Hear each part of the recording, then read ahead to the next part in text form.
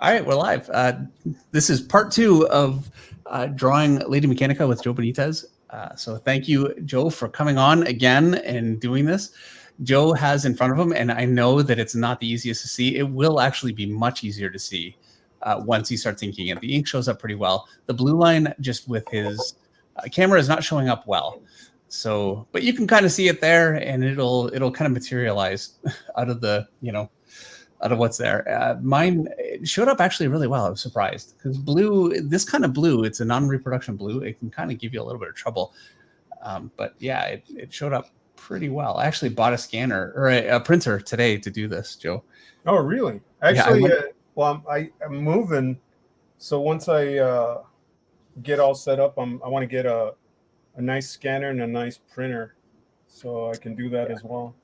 Yeah, it's I was planning on, actually I did go by a print shop today, but it was closed. It's only Monday to Friday, and of course I didn't check. So at that point I thought, okay, well, I got no choice, and I need it anyway. It's good to have. All right.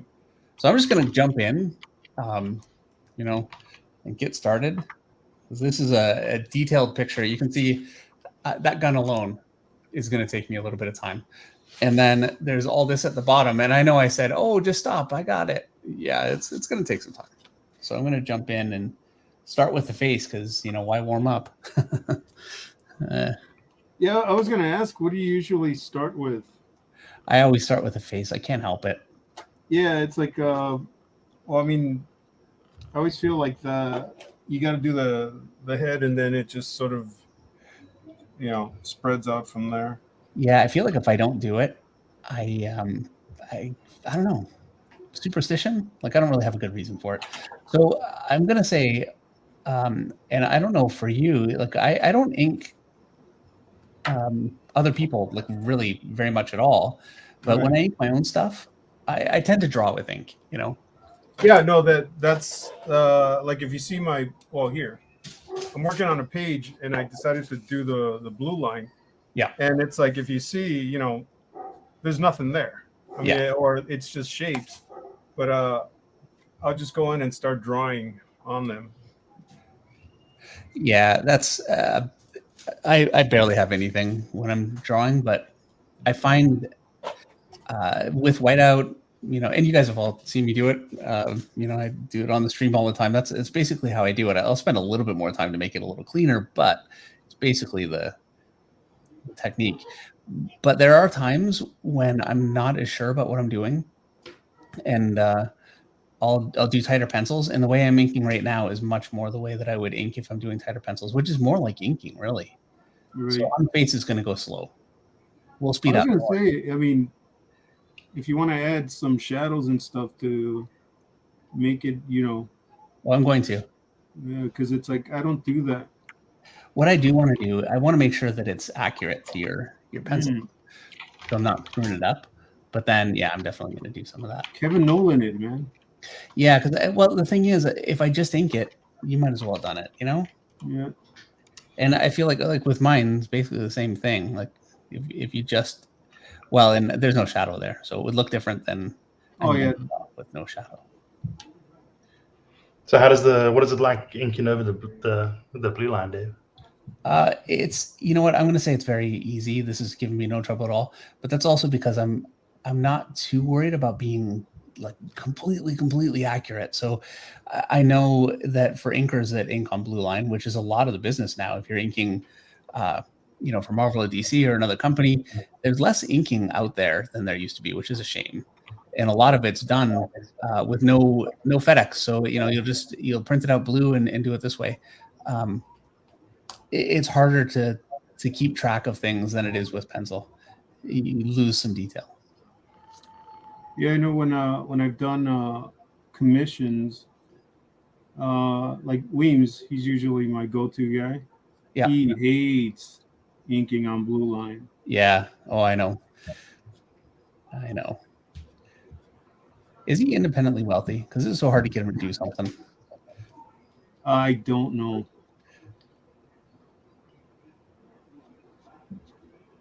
All I know is that when I was working with him, whenever I would do a page, There's a few times when I did a piece and I just hated it. We're getting a bit of an echo.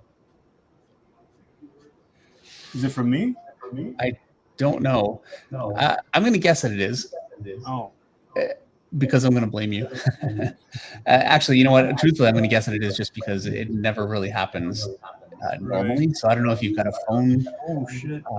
on over there. No, it's you know what? Shit. Let me see if I just lower the volume. How's that? Still happening. Dave, let me mute myself and just see if it's me because I added that speaker here. I'm going to mute myself. Okay.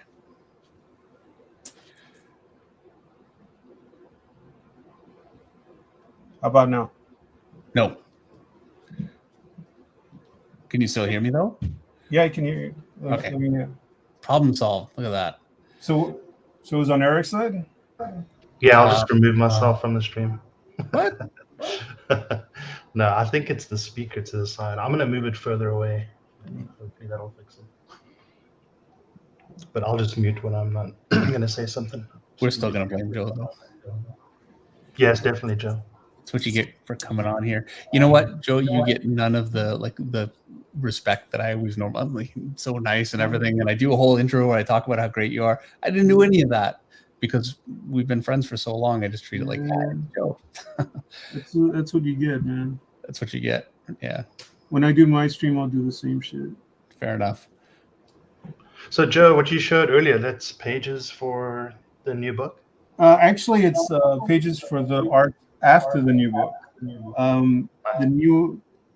The new book is being penciled by Sia Ohm, and I'm doing the book immediately, or the arc after this one. Great. And you said so I've been pasting the Devil in the Lake info in the chat, and before we went live, you were mentioning that should be ready. You said after San Diego, is that correct? No, we're aiming for before San Diego. We're aiming maybe a week or the week of San Diego. We're right now putting the finishing touches to get it all, doing all the ads and working out the what do you call it, the rewards. All the tiers, yeah. Yeah, tier, exactly. So it's like we gotta do that. So is that still me? Yeah. Well, I'm still getting an echo. Yeah.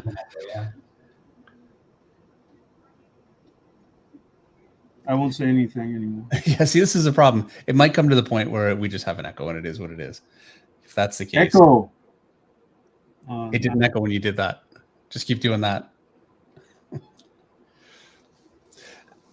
I'm gonna switch these speakers off, Dave. I think it's me. All right, we'll give it a try. It says, "Hey Dave, how do you crowd a bunch of characters together? I find it difficult to do." Really, what it comes down to is you have to draw very, very simple forms to describe your characters. So you can't be drawing detailed characters and expect it all to fit together. Let me just show you what I mean. So I'm going to draw. Here's a character. He's in front. Very, very simple. And I'm just like, this is the kind of level of detail I'm talking about. Like there's almost nothing there just to kind of get it established. And then I'm going to put another one behind him here. And because there's so little there, if I made him a little too big, or maybe his waist is too high, I can just lower it right down and just keep playing with it. I'm going to have another character kind of flying behind. I can kind of draw through a little bit too, just like that. Here he is. Here's his arms. There's his head. It's too big, but it's easy for me to fix because it's just a simple little shape. Maybe I'll put like a Wolverine kind of a character here, and he's crouching down, and he's got his arms out. But you can see how I can get all these guys really established. I'll draw his leg through here, another arm. It's very easy for me to establish this stuff without getting too lost because they're so not detailed. If I was going to try and draw a really detailed figure here, if something doesn't work, I'm in like a world of pain. So you make it work like this first. If this guy doesn't really work, I can just go in, I can just erase him off and then just put him here. And it's easy. So that is the way you do it. If you're really struggling with that, I think the best way is to just go as loose and simple as possible. And then once you have everything established, then you're good. The other option, of course, is to work digitally, and you can just select around things and move things around however you want, which is a great tool if you're working that way. I mean, absolutely, you should use it, but it's not necessary if you're approaching it the right way.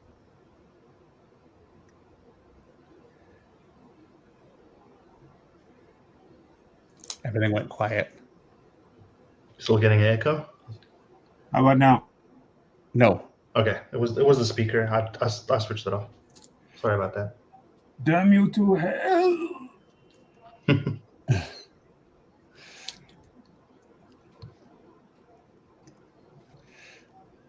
So, have you ever gotten a project that you regret not taking? Yes. That you There were can a couple talk about? that I really regretted, but the problem is that it's always okay. Yeah, I regretted it, but the project so I took Moon Knight after leaving Avengers, which was a mistake to leave Avengers, but you know I did it, and they offered a couple of different things. So there are a couple of times when that's kind of happened, but those are the ones that really stick out for me. And it was World War Hulk and Oh, you were offered that? Shit. yeah, and man, that would have been great to do. But then I would have not done Moon Knight. So would I trade it? No, but you know, would have been nice to do. And ultimately, I think the book is what it is because that was ultimately John Romita Jr. who they were able to get to do the book, and Right. I mean, the work he did on it, I think, is what made it what it is. And that's something I kind of always remind myself too. Yeah, maybe I didn't do a project, but that project wouldn't have been the thing that it was that made it special had I done it. You know, it would have been something. And hey, I'd love to think that it would be successful and have been good, but you don't know. How about you? I got offered Savage X-Men Yep. with Chris Claremont, but I was working on Wraithborn, my creator own at the time, and I figured that was going to be, you know, destroy. It was just going to kill in sales and stuff, and I was like, nah, I'm just going to put everything on that. Yeah. And, sorry. and that didn't go anywhere. Yeah, but times changed. You know, Right. there was a time, not even all that. Okay, it's a while ago now, but around 2009, 2010, even I still kind of believed it. You put the right artist on a book, and it's going to be huge. Right.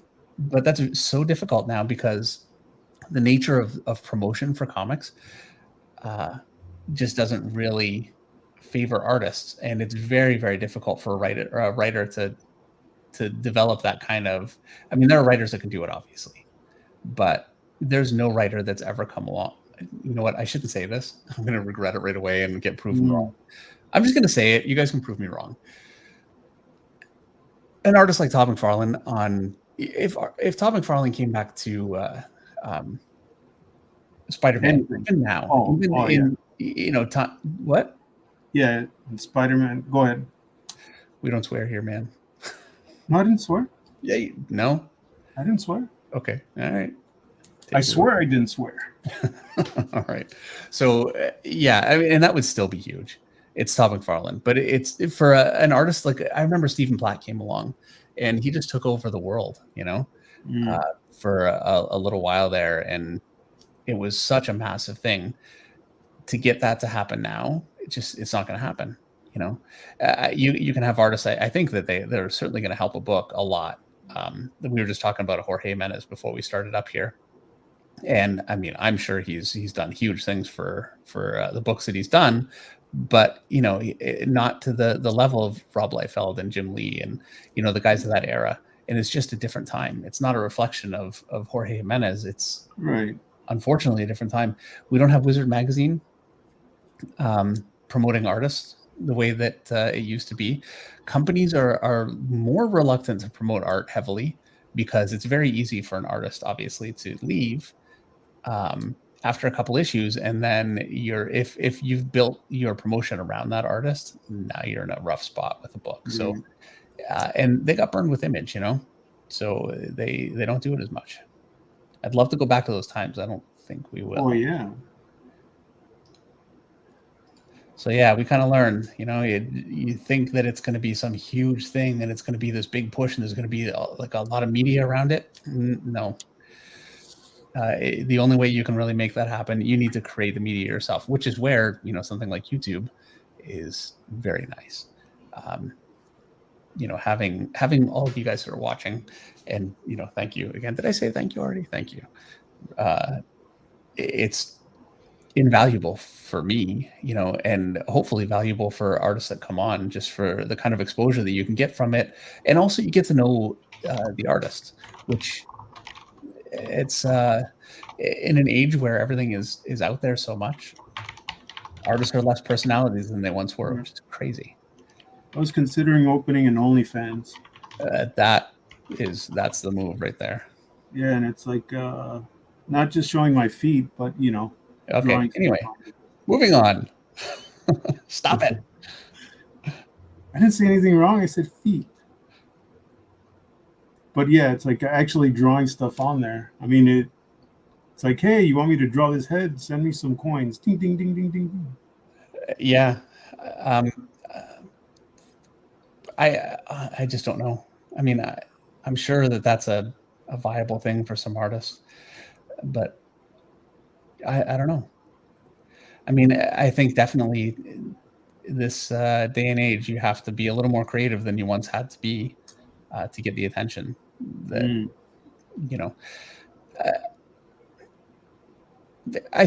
going to say this though, while it's tougher and while artists don't get the notoriety that they once did, it still really comes down to the work. So there's all the promotion you can do. There's those kinds of different things, but the work has to impress people first. So I think it's really good to think about that stuff and, have strategies, but you really have to focus on the work, because if that's not there, none of the other stuff matters. And if it is there, honestly, you really don't need to promote heavily. I think you can do better with good promotion and like a big personality and the whole thing. I mean, I wish I could pull that off, but it's like I always relied on the work. Basically, if the work's there, if people dig it, cool. If they don't, well, they don't. It's like there's nothing you can do. You can only do your best, and if people like what you're doing, you'll get some results. Oh man, I hate it when people say that you can only do your best. You know why, right? Tell me. Okay. Tell me why. Because it can be a cop-out. You can just say, well, that was my best. Your best could be anything.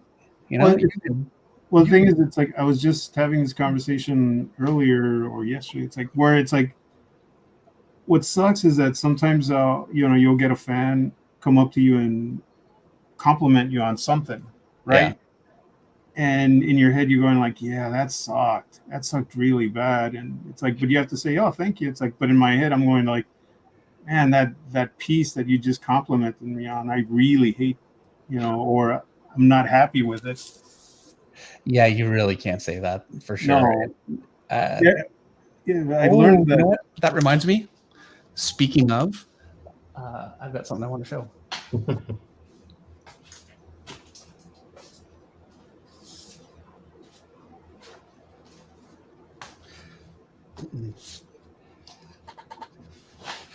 So this is Moon Knight with Batman. Whoa. This is by Connor. Right. He's 15. Actually, his family, they've got horses. We have 2 of our horses from them. The one that Meredith is out doing a horse show this weekend. Oh, nice. Yeah, and she's got Monster, which came from them, and he's been drawing for quite a while. I've actually shown his art a couple years ago, some paintings that he had done. So he did this for me. I drew him the Ryan Reynolds one. Deadpool. Thank you. Jeez, my brain. Yeah, I drew him a Deadpool. I forgot to scan it. and I was really happy with it too. But anyway, I wanted to show this. I talked to him a little bit just last week. They dropped off a horse that we're breeding now, so it's actually, anyway, they've got their horse here to be bred. So he brought this by, and I told him I really wanted to show his stuff on here. And when he was showing me some of his work earlier, when he was here, he was saying, this isn't very good and that's not very good. And I said, you cannot do that. I mean, Right. you have to, for yourself, you have to do that for sure, or you'll never get better. But you can't down your work to other people too much because they'll believe you, So, and I know I have a bit of a tendency to do that. Lance DuBois says, great job. You nailed that hand. And Wide Creative says, is it a moon bat or a bat night? I don't know. I think I like bat night better. Yeah, bat night. Dragonox. All right, so there you go. So that's Connor. He's really coming along very quickly. Actually, I gave him a Bridgman book, and I told him you have to draw this stuff in there. So I'm fingers crossed that he's actually doing that. He's going to come back with his mom next week to show me how it's coming along. So I'm very hopeful. So anyway, there you go. Very nice. So, Joe, Henry Jeremick asked earlier, who influenced you? Who are your biggest influences? It's a little Todd for sure. Well, actually, Michael Golden was one of my earliest. I saw the G.I. Joe yearbook number 2, and that after seeing that, I was like, I want to work in this industry. I loved it so much. And then it's like, then Jim, Mark, but Todd was a big, huge influence, as well as Barry Windsor Smith. Really, Barry? I didn't know that. Yeah, it's like right before I broke in, he was I was really big into what he was doing on Valiant. See, I didn't know the work before that. I only knew the stuff that he was doing then, and there was just something about his style looked so Renaissance looking. Yeah, it was Rune was the book he was doing. No, he was working on Archer and Armstrong. He did I think he did Solar, Man of Adam, but Archer and Armstrong was the one that really resonated with me. And then I started, Weapon X. That thing was just, when you look at that, it was just so amazing. Yeah, to me, there's Frank Miller with Dark Knight, who is legendary, among other things too. But that's I think of the things that he's done, that's probably his most legendary work. Right. And my opinion, I think Weapon X stands toe to toe with it. Yeah, it's just so good. And I saw him at a convention years ago from a distance. He was going in an elevator. I never got to talk to him. I figured, I'm sure I'll see him again. I never have. We have a super chat from Kevin for $2 Canadian. He's a fellow Canadian. He says, "Hey Dave, Joe, any plans for Comic-Cons this year?"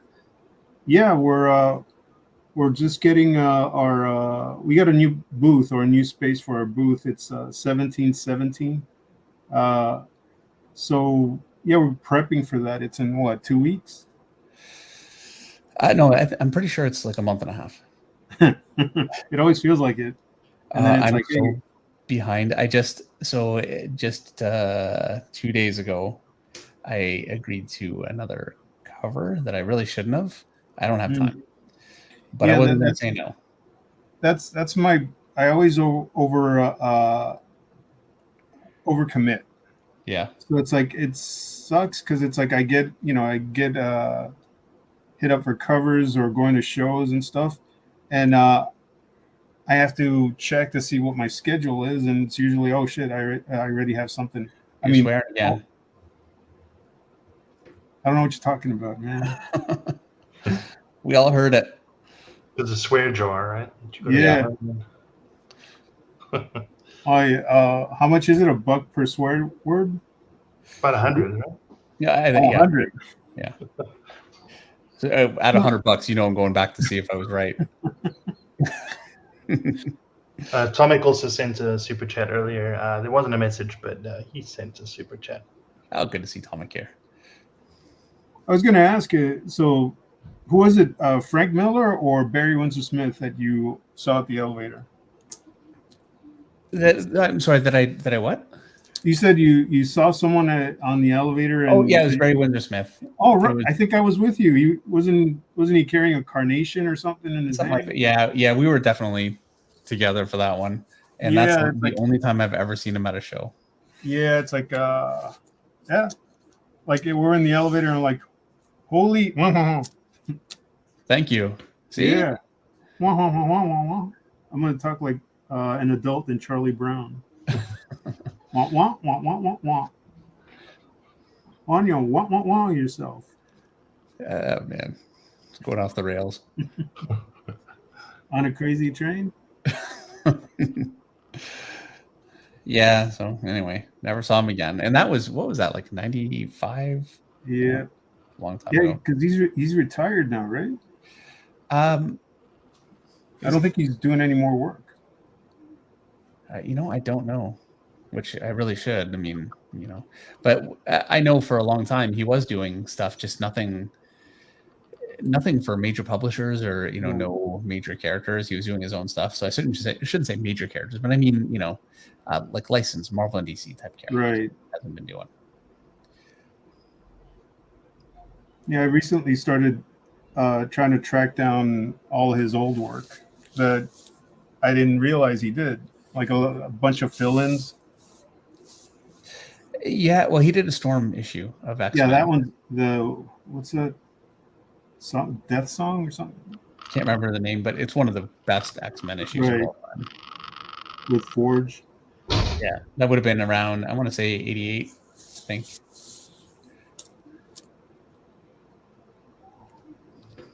Yeah, so it's like, was it the only time as far as, see, I'm jumping around. I have you all freaked out about the swearing. You're like, oh, is this even worth doing right now? Oh no, Why am I even here? I'll learn your lesson right now and, end up having to pay you 10 G's.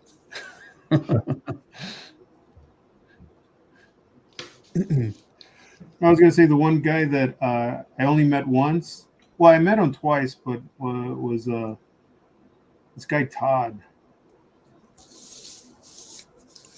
Yeah, it's like Todd. Huh? This guy Todd. No, well, Todd McFarlane. It's Yeah.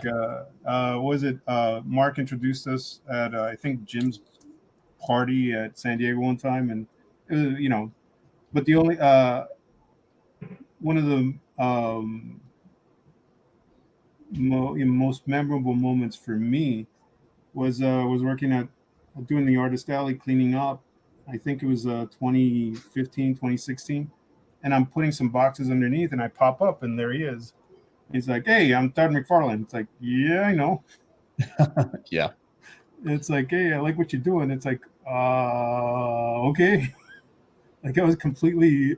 I think the only thing I said is, "Can I take a picture with you?" And say, "Yeah, sure." And I didn't bother asking him like why he was there or anything like that. It was just that moment. Yep. The thing is, it's like in my what is it, that imposter syndrome? Yeah. It's like the thing is, it's like I couldn't just take it like, oh, maybe he just digs what I'm doing. It's like I see around a week before that, you know how he puts on, Batman's favorite superhero is Spawn, and Yep. Superman's favorite hero is Spawn. So I did something like that. I said Spawn's favorite superhero is Lady Mechanika. I did that like a week before. So I always, in my head, it's like I thought that he just, went there, just to say, hey, I saw that. I didn't like it. What do you think you're doing? What do you think you're doing?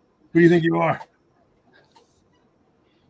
So Tagama Modelworks says a super chat. Hey, Dave and Joe, I was here at the beginning at the show. Alerts are working now. Big fan of yours, Joe. I'll have to go back and watch part 1.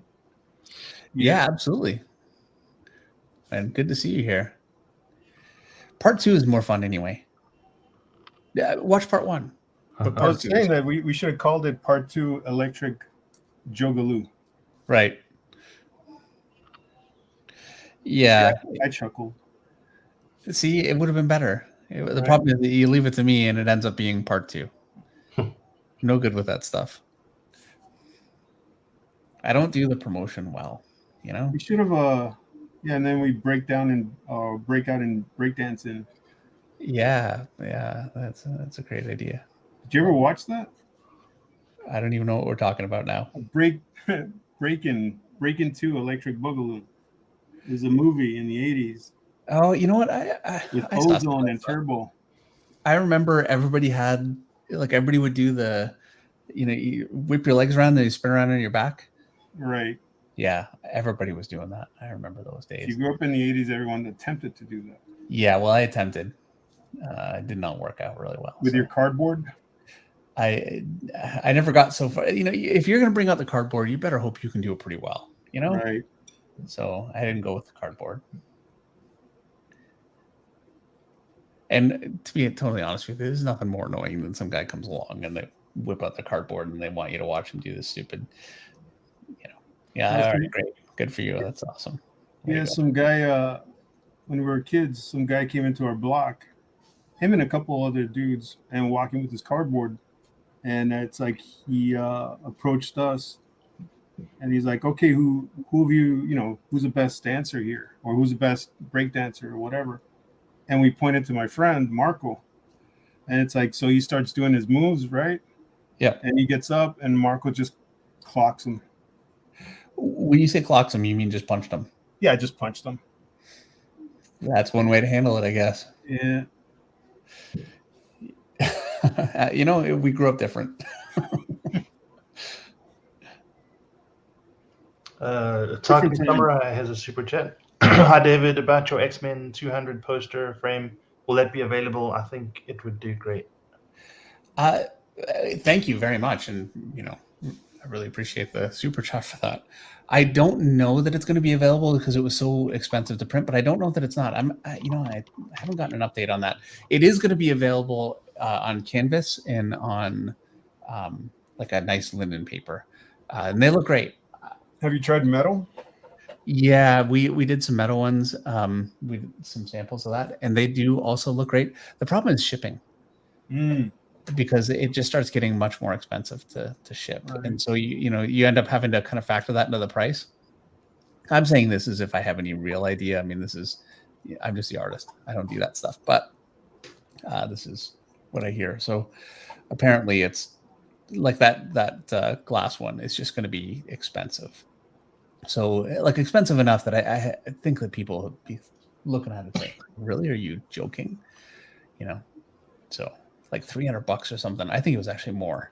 It might have been that just to make it. So I don't know that we will. We'll see. I'll see. I don't know. But thank you very much. So what other crazy stories do you have? This is the worst question. You know that, right? No. Come up with something. Up. Come up with something that is going to be interesting enough to be interesting. All right. But then also won't get you fired. Go. Oh. Uh-oh. No. I like the sound of that. Yeah. No, I'm remembering moments at the Santa Monica studio. Yeah. Oh, so there was Mike Turner did a portrait of, who was it? The electrical guy. Oh, yeah, I forget. Anyway, Cyberforce had an electrical guy. He was a villain. And Mike did a trading card of it. Oh, right, the Dave Finch head. Yeah, and I had this picture in my wallet that I had taken with some friends. Right. And it was in a photo booth, which, do those even exist now? I don't know, but in the lighting, it was pretty crazy. I had my mouth open, and it was a pretty freaky looking picture. So he used it for his trading card because the guy was bald, Right. And I came into the studio one day. I sat down at my desk, and everybody in the studio is looking at me. I'm like, what? Like, what is going on? And I can't remember who said, turn around. So I turned around, and the whole wall behind me was everybody in the studio printed out that picture and then did different hairdos. Like there was a Lobo one. There's like pigtails. Like I mean, tons of them. Didn't they do it on one of those magnet ones? You know, where you add the hair on those. I forget what they were. It's a tablet and it's got magnets, and then you can move the magnets around, and it's got a head in the middle. You know, to be honest with you, I don't remember, but I'm not saying no because my memory is terrible. Actually, that reminds me, Adam McDaniel, he actually, I think he's the one who posted a comment on the last stream. Okay, yeah. But it's like, I wanted to correct something. It wasn't a pool, it was the beach. It was at Mark's party. Oh, and yeah, I remember. Yeah, like he said he punched me in the gut. I was like, I don't remember being in a pool with him. And it's like, Cabrera actually reminded me, no, that was at Mark's party. Yeah, he got sloppy and I got sloppy. And it's like, I think we were trying to drag him out and he got annoyed and he, swung. Yeah, I remember that. Yeah. I remember. Good times, bad times. Yeah.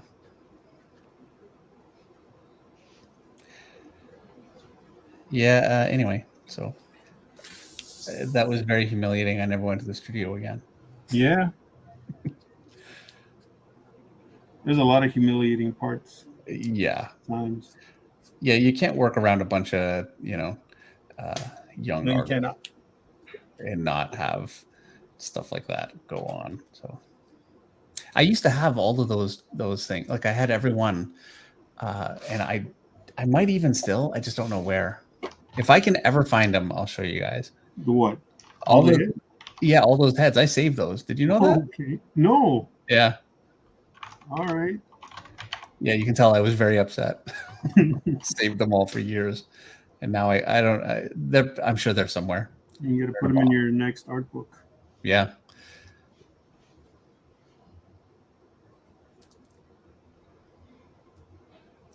Yeah, honestly, the key to surviving at Top Cow was to have a bit of a sense of humor about that kind of thing, because you would get eaten alive if you couldn't handle it. Yeah, well, I mean, yeah, like I think I mentioned this before. It's like I grew up with a bunch of guys who talked a lot of crap.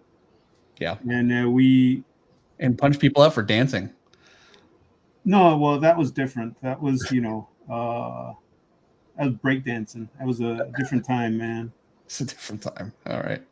We were teenagers. We were like, I think I was 12, and yeah, the kid who got punched, he was probably 13, 14, and the guy that punched him was 14. So yeah, we're just crappy kids. Yeah, that's how it goes. Oh, but I was gonna say, it's like, we just talk a lot of crap, and we try to shock each other with yeah, well, this is it. I mean, talk about the early days of like Twitter and some online platforms where this is what people are doing. They're just joking around. They don't mean anything by it. And then that stuff comes up, 10 years later or whatever. And it's James Gunn with his scary times. I'm waiting for the social scores. Okay, we're not getting political. So Dan Genovese was asking Dave, what year did you break into comics? I broke in 1994. It was July of 1994. So yeah, it's a long time ago now. That's not 30 years ago, but it's pretty close, right? Yeah, mine is September, officially 30 years in the biz. Yeah. I wanted to do an art book, a little retrospective, but it's all real, relied on me putting all that stuff together, and it's just, that's never going to happen. A lot of work. Well, I have to get all the pieces, scan them, and track them down. Yeah, that's where it gets really difficult.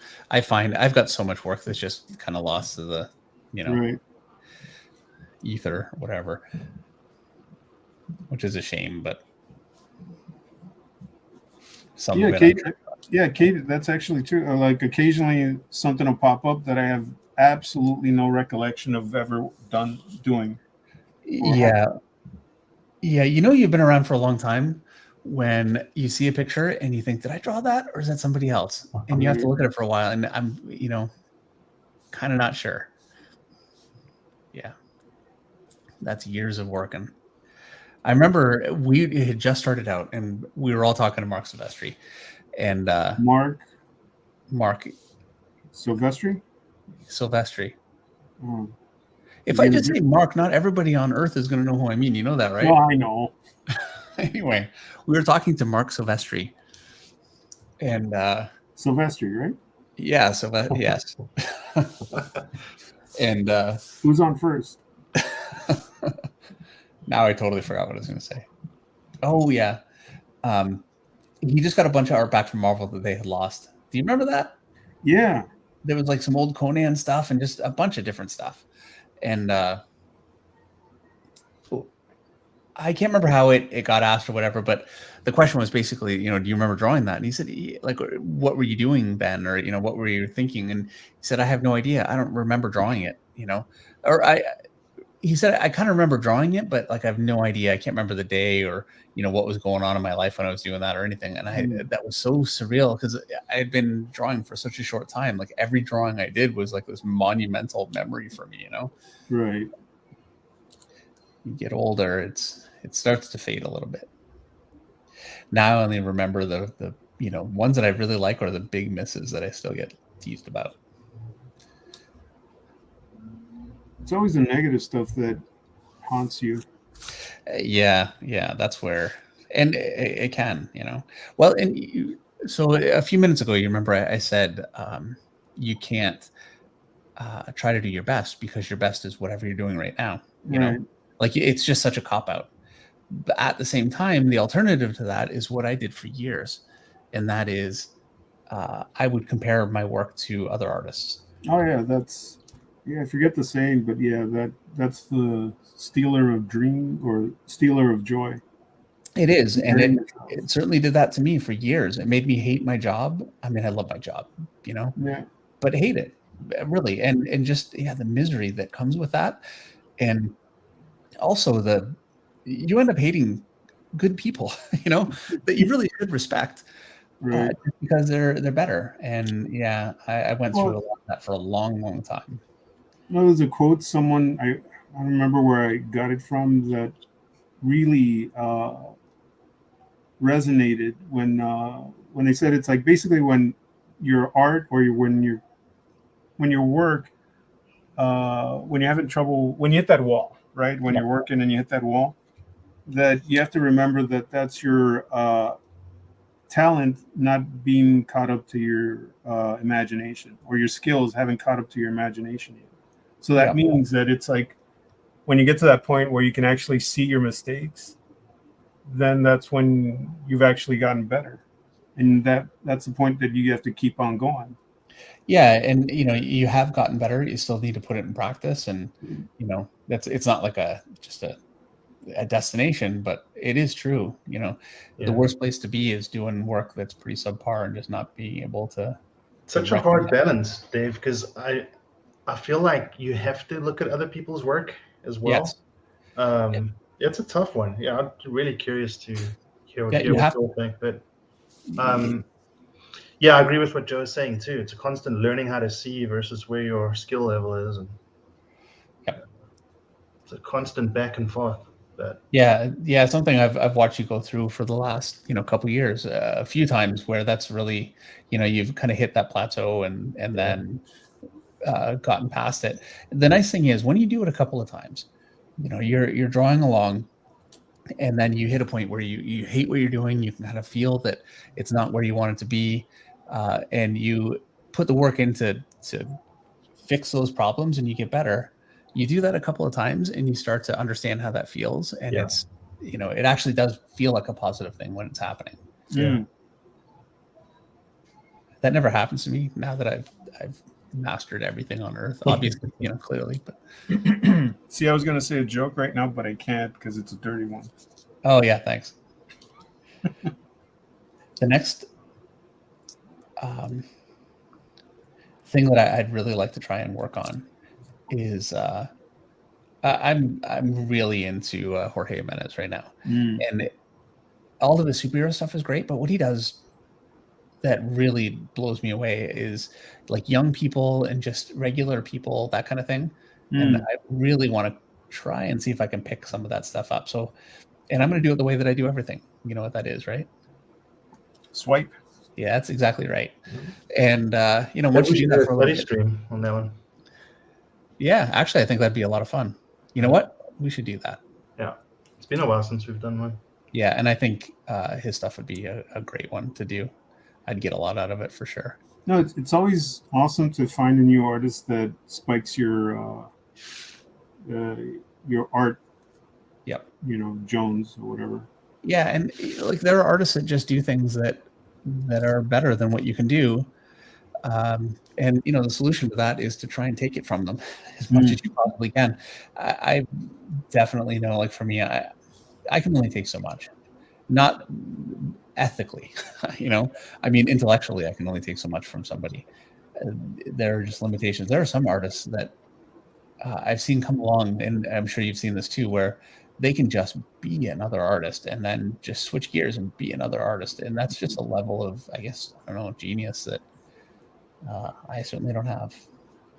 There's a super chat from Ellie. I think that's how you say it.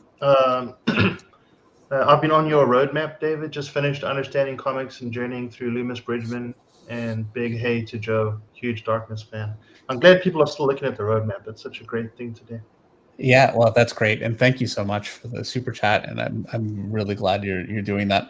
I've got it up on the website. I need to, you know, try to do something. Like it's such a simple thing. It doesn't need to be much, but it's so helpful. You know, it's what got me to where I am. And I'm sure for you, Joe, obviously you didn't use my roadmap, but you would have used basically the same kind of a thing. I mean, everybody that's made it that I've ever seen basically goes about it the same way. You know, you have to sit down and do the studies. Right.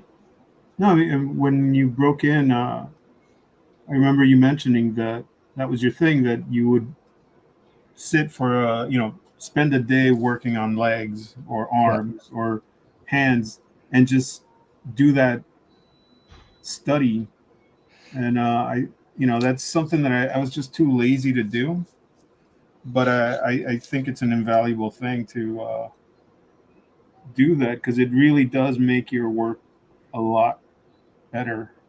So you're saying you just pure talented it in? The what? No, the thing is, it's like, again, like my anatomy is, well, here's the thing. It's like a lot of people give me compliments for, I've gotten compliments for like what I did. You're inking it right now. All that stuff, that's to cover up the anatomy. I mean, if you ever see my designs, like when I did Magdalena, you see a big shoulder pad and you see a big knee pad. Why do you think it's there?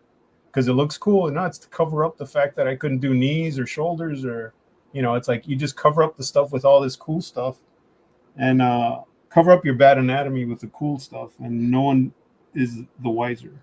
Well, speaking about being self-deprecating, I know you said that to me before, but your knowledge is actually pretty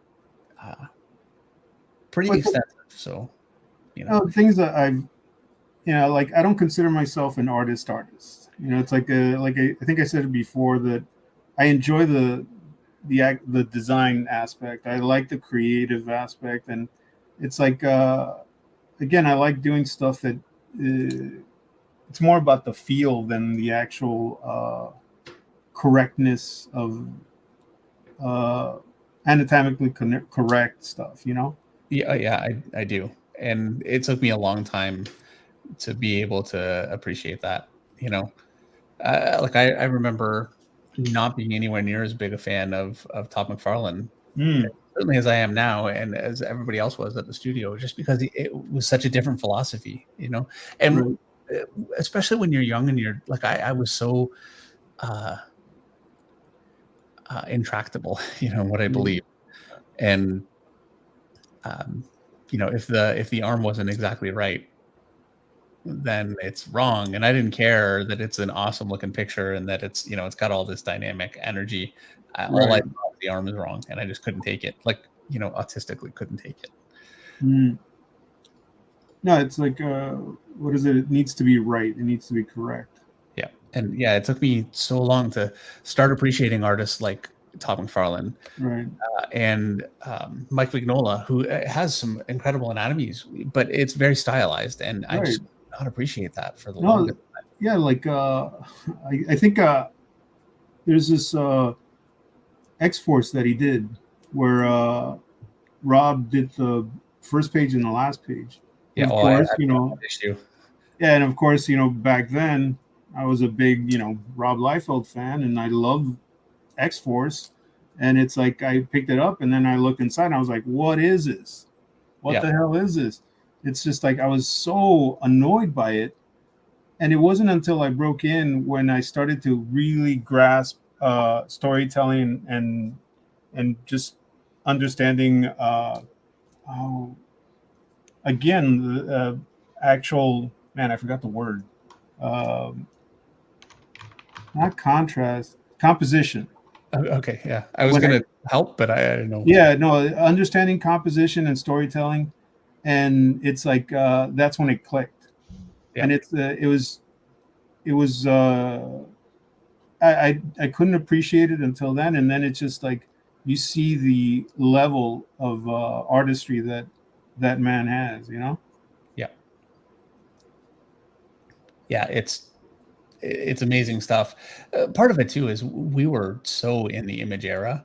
All right. And just like with clothing styles, right. Art styles can appeal or not appeal for fashion reasons. Right. And Mike Vignola was not the fashion at the time, so it was hard to get over that. Right. What pen are you using there, Joe? This is, I cannot read Japanese. It's like I got it at Michael's, so okay. It's like, but yeah, I just went to Michael's and I got a bunch of different brush pens, and this nice. Is that a softer tip? Yeah, it is. Gotcha. Nice. I'm thoroughly making stuff up right now, but the thing is, all the detail that you have here, right, it works. Like I can follow along it, like just shapes, and then try and make it something that makes sense to me. So I'm so glad we did this. No, that's the fun part. Is it's like interpreting the doodles, and it's like I do that sometimes. I was doing that for a while, where it's like I would just do a bunch of scribbles. Like I would have a basic shape of a figure of some sort, but I would add all these different, lines all over, just scribbles. Yep. And then I would force myself to follow the scribbles and try to come up with something from that. And it's like the results are always very, really interesting. It's like, because it gives you all kinds of elements in there that I would probably not normally throw in there, and it just looks abstract, but it still works. Yeah, so much more interesting than something that's just very photographed, or right. So many things are 3D modeled now. You just go and you have some kind of an asset pack of different things, and you put those in, and not to knock that, it's a great way to work, and so many people are. I think it's for a young artist, it's a great solution, but you definitely get something out of just creating something interesting from shapes, which I never do. And this is why like a gun like this I would struggle with for hours, because I'm working on tiny little detail, and ironically I was talking about this right here, and this is a way to put together something like a scene like this. But when it comes to a gun or something like this, I'm really working on a tiny little space and moving on, instead of doing what you do, Joe, which I think I really put shapes. With this.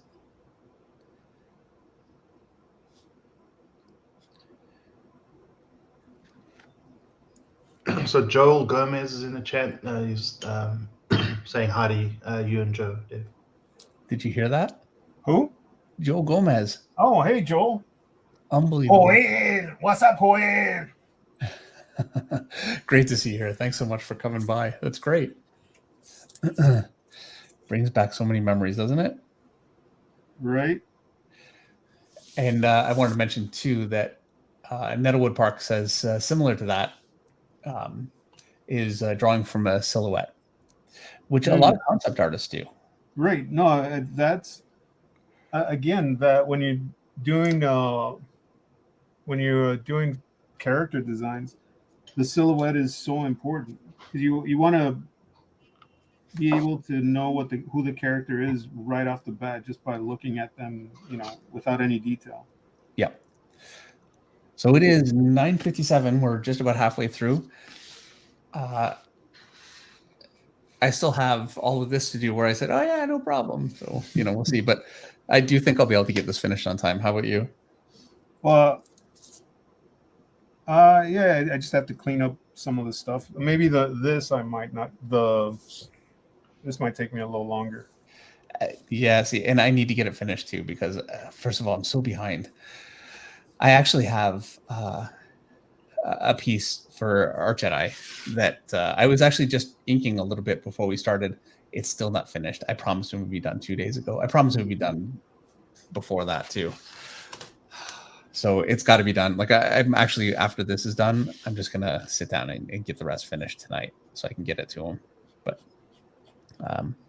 yeah, I find when I say, oh yeah, I'll just, the picture I couldn't finish on stream, I'll finish later. Never happens.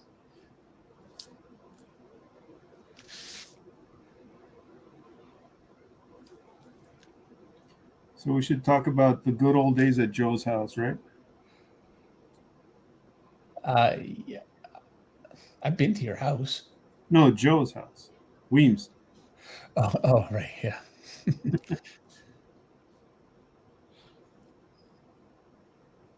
No, I saw I saw the vid with Livesey, where he was reminiscing about the good old days there.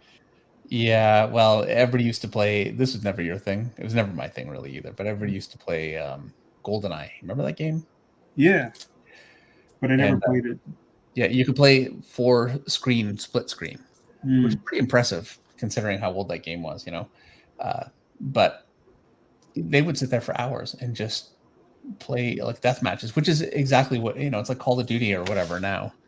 And I would play it every once in a while and just get killed, and everybody knew the map like 100%. And yeah, I would just go back to work. Yeah, that reminds me the Halo. What do you call it? Sessions at Top Cow. I'd go in there and on occasion, and it's like Mark Ebas, Mike Choi. Those guys they would just completely destroy me. Yeah, well, by the time Halo came out, I had long since learned that I couldn't compete at those games. I wouldn't bother. I would just, be working.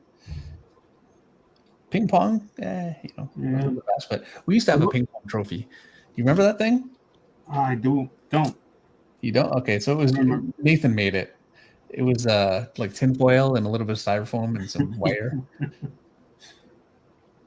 I remember Puzzle Fighter.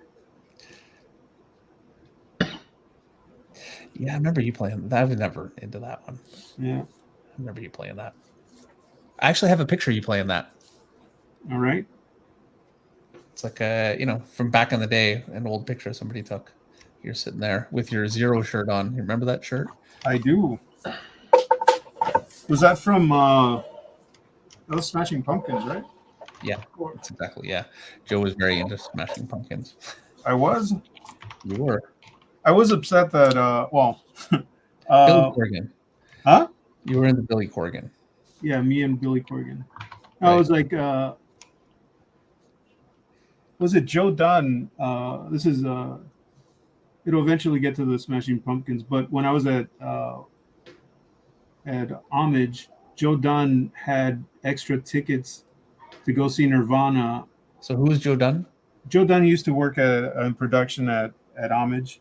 Okay. For Wildstorm. See, I know the name, but I don't know. I'm sure I Right. probably met him, but Right. Wildstorm was a little quicker for me.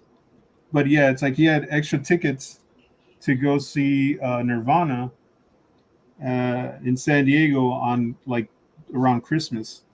Yep. So, and I was like, I had every intention to see them at Lollapalooza the next summer. Yeah, we all know how that worked out. Yeah, but the Smashing Pumpkins ended up covering for them, or taking over the headlining.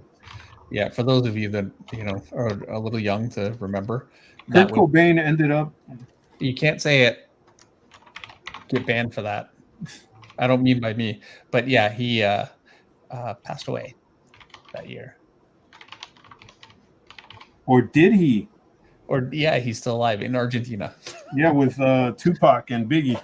That's right. And Jim Morrison. No, Jim Morrison became Rush Limbaugh. I saw that one. And I didn't on one or is that I don't know. I can't remember who's. Yeah, that one didn't. It could a little bit. The one the Bill Hicks and Alex Jones. That one has got there's a. I know people are going to get offended by that, but okay, then don't say it. The fact that Alex Jones and Bill Hicks look very similar. No, that they would get offended that because they don't like Alex Jones and they're like, hey, don't make fun of Bill Hicks. Right. But no, the dude looks a lot like him. So Black Tiger has a super chat. I drew a piece, and on average, I have about a day or two before I see nothing but mistakes. Is there a piece you hated but grew to love down the road?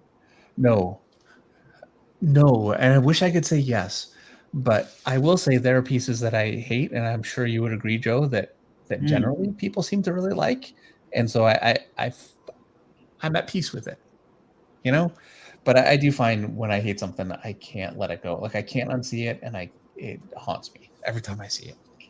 That's like I've done pieces that I didn't like, and then that's what I was getting at with Weems. Yeah, it's like there's a few pages that I did in Weapon Zero that I was just not a fan of. That I was just like, oh, this just looks like garbage. Yeah. But after he got done with them, they looked amazing.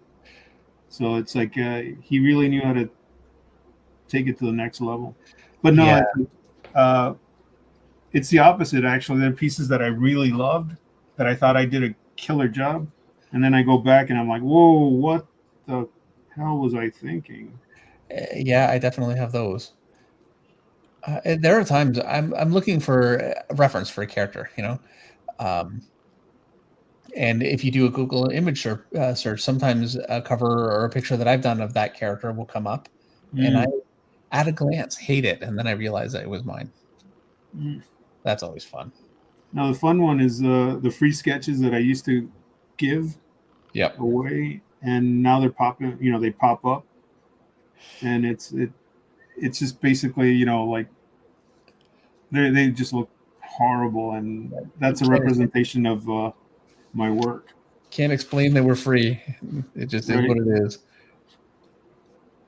No, there was a moment. There was a time when I was considering hitting people up and saying, "Look, if you have a sketch like that, bring it over, and I'll redo it for free, as long as you wipe that image off the net." Yeah, you just have to let it go. No.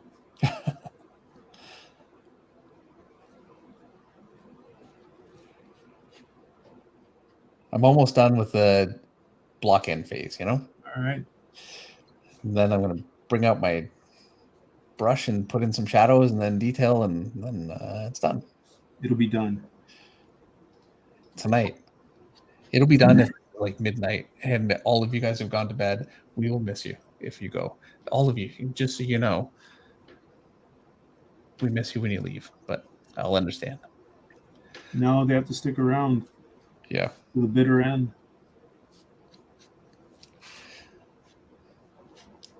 I was going to say, it's like going back to what you were talking about, how you see artists and you get upset because they're a lot better and whatnot. Yeah, it's like I miss having that. I miss having well, again, working at the studio, that was always a catalyst to push us to get better. Oh yeah, somebody would come in and they would just have things that they could do that were just stand out, And but even, I mean, again, just working with you and Mike and Brandon and stuff, it's like, and also competing against the other studios, we always wanted to kick their ass. So it's like we always tried getting, doing better. Yep. So yeah, I think it was good for all of us, not just Right. us, but also Extreme. Wildstorm. Now there was a time when we were a little bit ignored. We were right.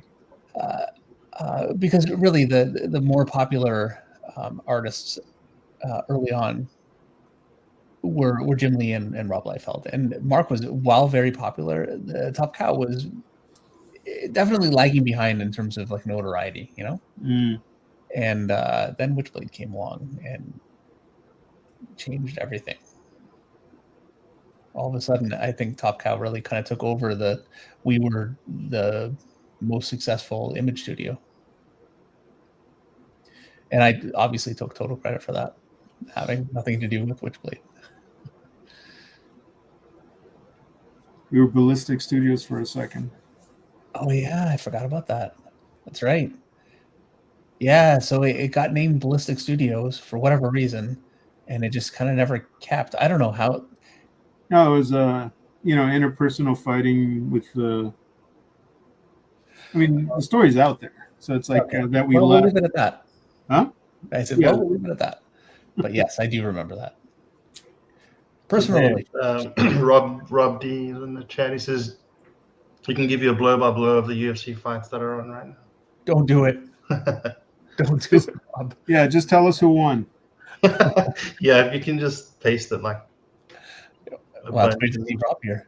That's Rob Doria. Rob Doria, right? That's right. Yeah, I have plans to watch. I'm very interested in the main event. Really interested. I'm more interested in this one. First of all, I want to see Moreno fight somebody other than Figueroa. I also want to see Whitaker beat Drickus, even though, look, I'm from South Africa. I get it. I just don't like that guy. So there you go. Yeah. I want to see Whitaker knock him out. Yeah. Yeah, it's a good card.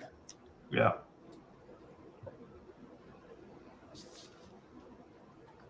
And then, did you watch qualifying today?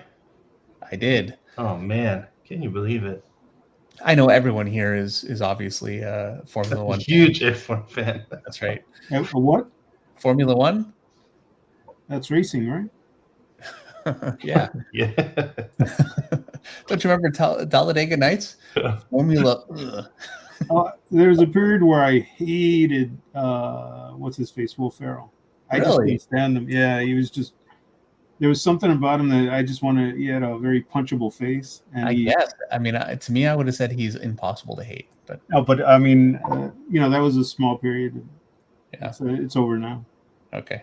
Anyway, yeah, Formula One. They had qualifying, and I'm just going to ruin it for you guys because I know how many of you guys really watch. How dare you? Yeah, McLaren. That's a big story for me, and Piastri, keeping up with Lando Norris. It's a big deal. So yeah, nice to see them coming along. It's a shame to see Fernando Alonso. It seems like they're starting to lose the. I wonder what's up with that. So Fernando Alonso with Lance Stroll is Aston Martin, whatever. Anyway, they're not doing as well the last couple of races, which is a shame. I wonder if it's because other teams are just coming out with their packages now. I think that's what it is. Yeah, people are catching up. That is very strange with McLaren, but not to be too negative, but all that hard work, and I don't think they'll finish on a podium tomorrow. But hey, hopefully, it would be nice to see Lando get a podium. You know what would have been nice? It would have been nice to see Fernando Alonso get a win while they still kind of had the car for it. Yeah. Hopefully they can come back. But there you go. Anyway, we'll leave it at that. Sorry, everybody. Everyone's falling asleep.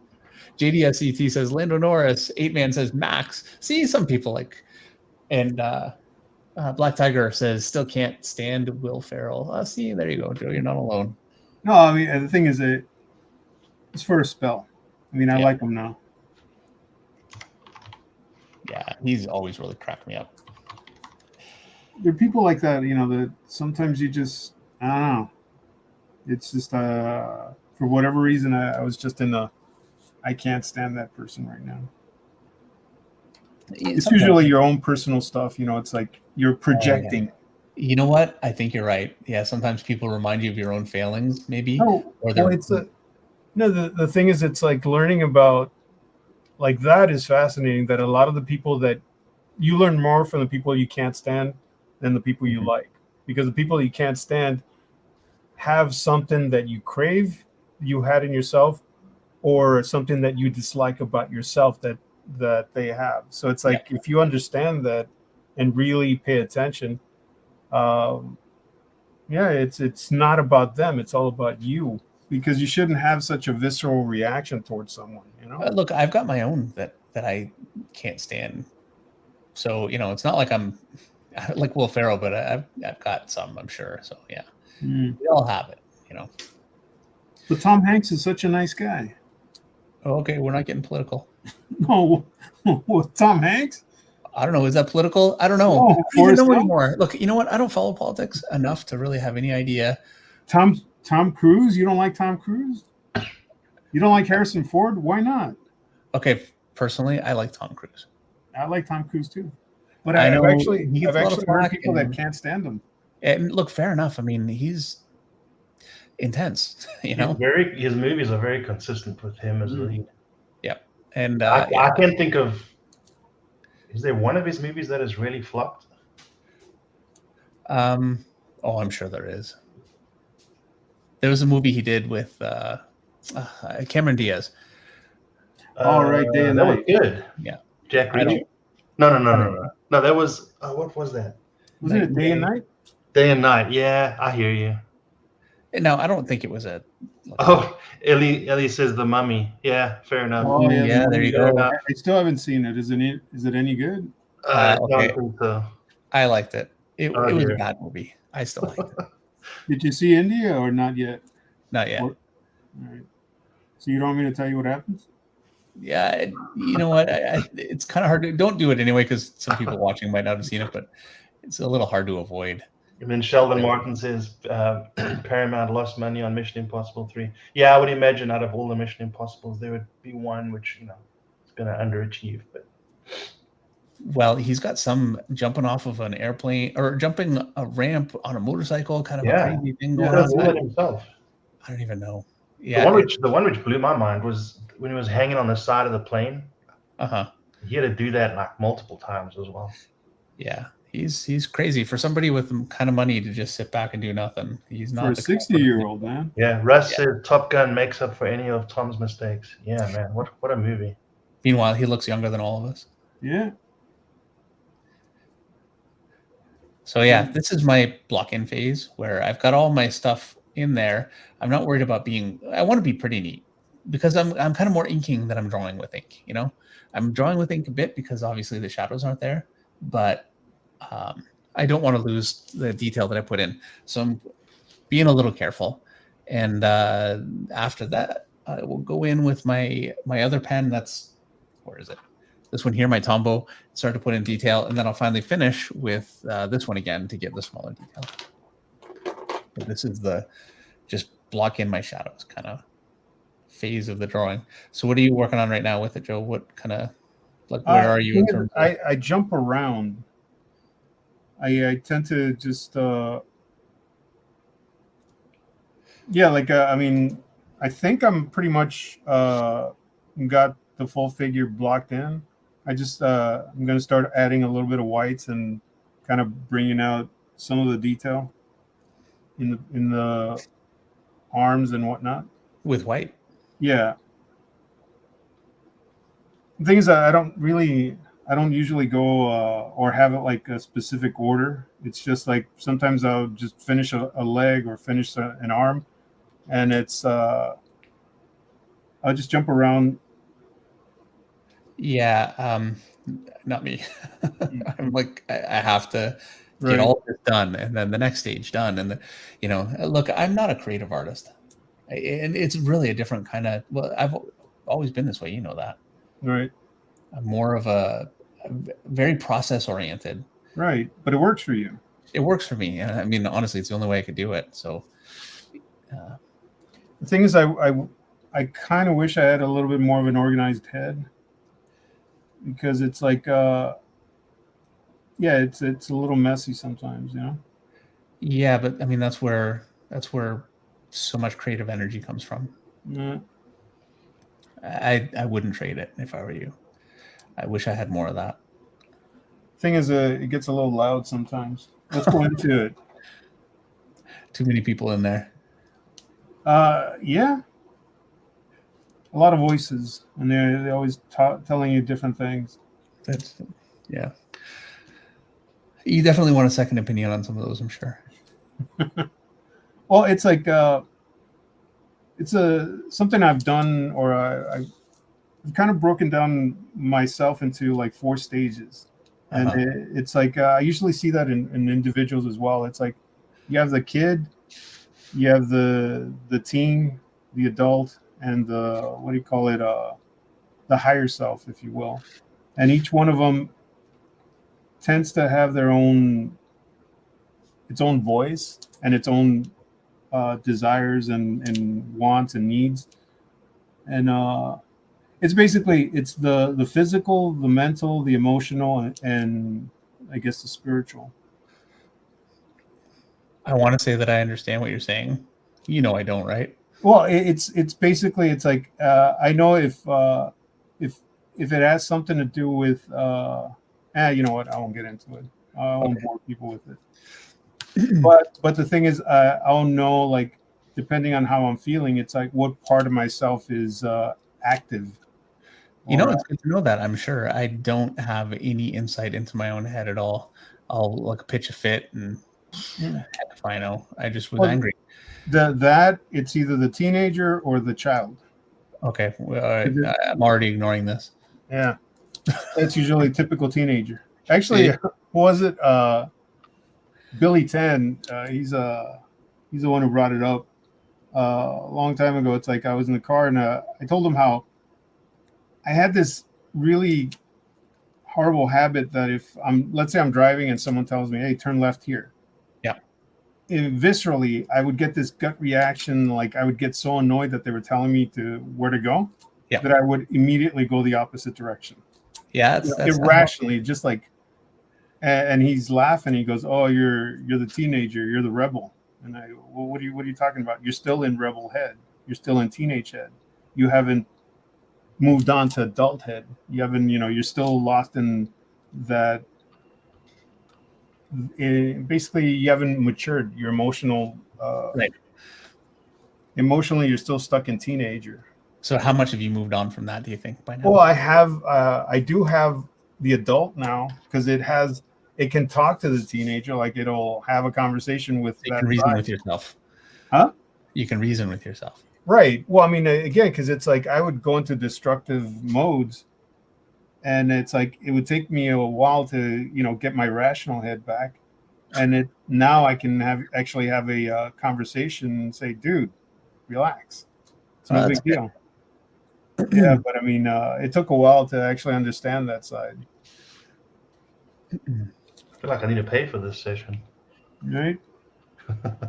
Well, I mean, if you understand yourself, and you, because again, especially a lot of creatives, we tend to have destructive sides, and that's usually a sign that our maturity, or we haven't matured emotionally.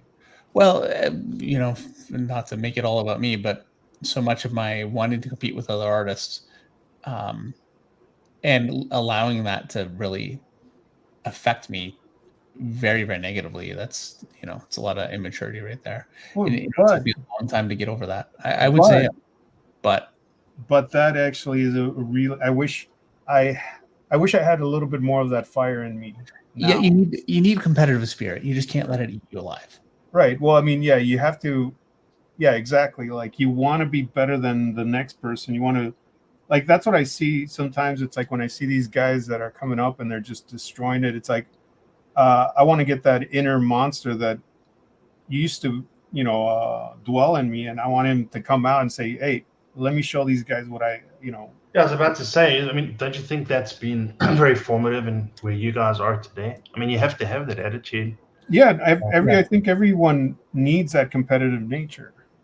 It's Yeah. just sometimes, again, depending on where your mind is at, you just let that side defeat. Because again, it's sometimes you have that defeatist dialogue, and it's just like, again, that I keep saying again.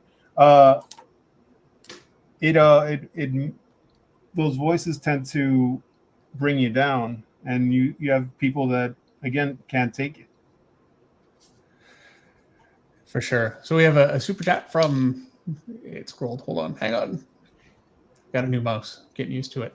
Black Tiger for $5 Canadian. And thank you very much. And he says, long ago, Sir Finch, Dave brought up pro wrestlers as a great muscle ref. Now, pro wrestlers, actually, I got that from Ed McGuinness. That was his advice. He emailed it, which was really nice. And I showed some of the pictures that he had actually emailed. What was the name of that guy? I can't the remember. bodybuilder. Oh, No. wait. I still have the pictures. Now, there's a bodybuilder. I know who you're talking about, but this was a pro wrestler. Wow. It is really good advice. Well, good reference, and it was good advice. I'm going to say I find MMA to be really good reference. Speaking of MMA, it's difficult to get some things, but it's good. It's very natural looking, athletic people. And you get a lot of great back poses, especially like with the arm back or the arm, extended forward or up. And the lighting tends to be fairly good. It's kind of a universal lighting, but it's kind of top down. Anyway, I find the lighting works pretty well for me. So that's a good thing to look at. A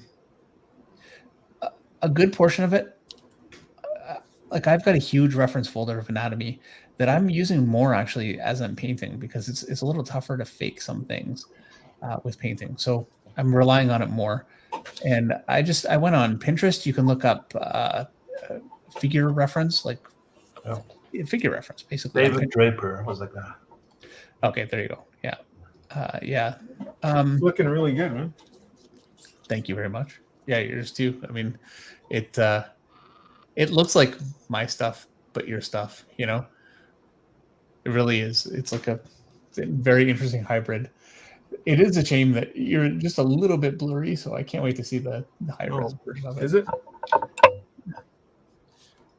Yeah, I'm using a camera. Oh, This is a problem. Like if you're doing this kind of here and there, getting the right setup and everything, it's right. It's a lot.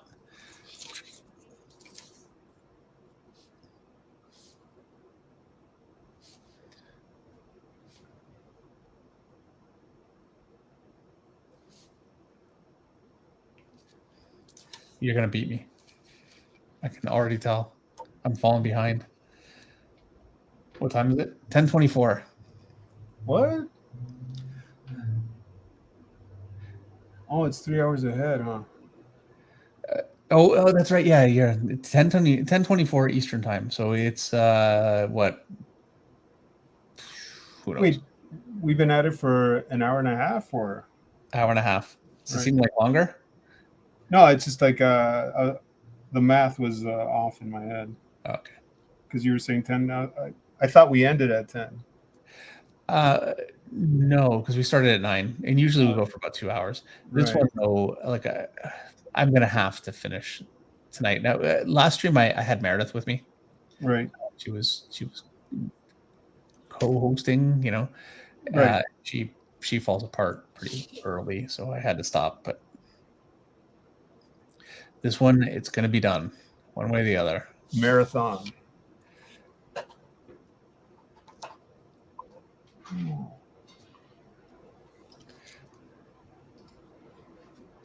It's kind of nice, actually, working the way because there was so much more going on in the pencils. I was tighter with my line drawing than I usually am. So now that I'm going in with a brush, this is such a blunt tool for me. I'm not very good with it, but I'm finding more things. Like I'm liking this.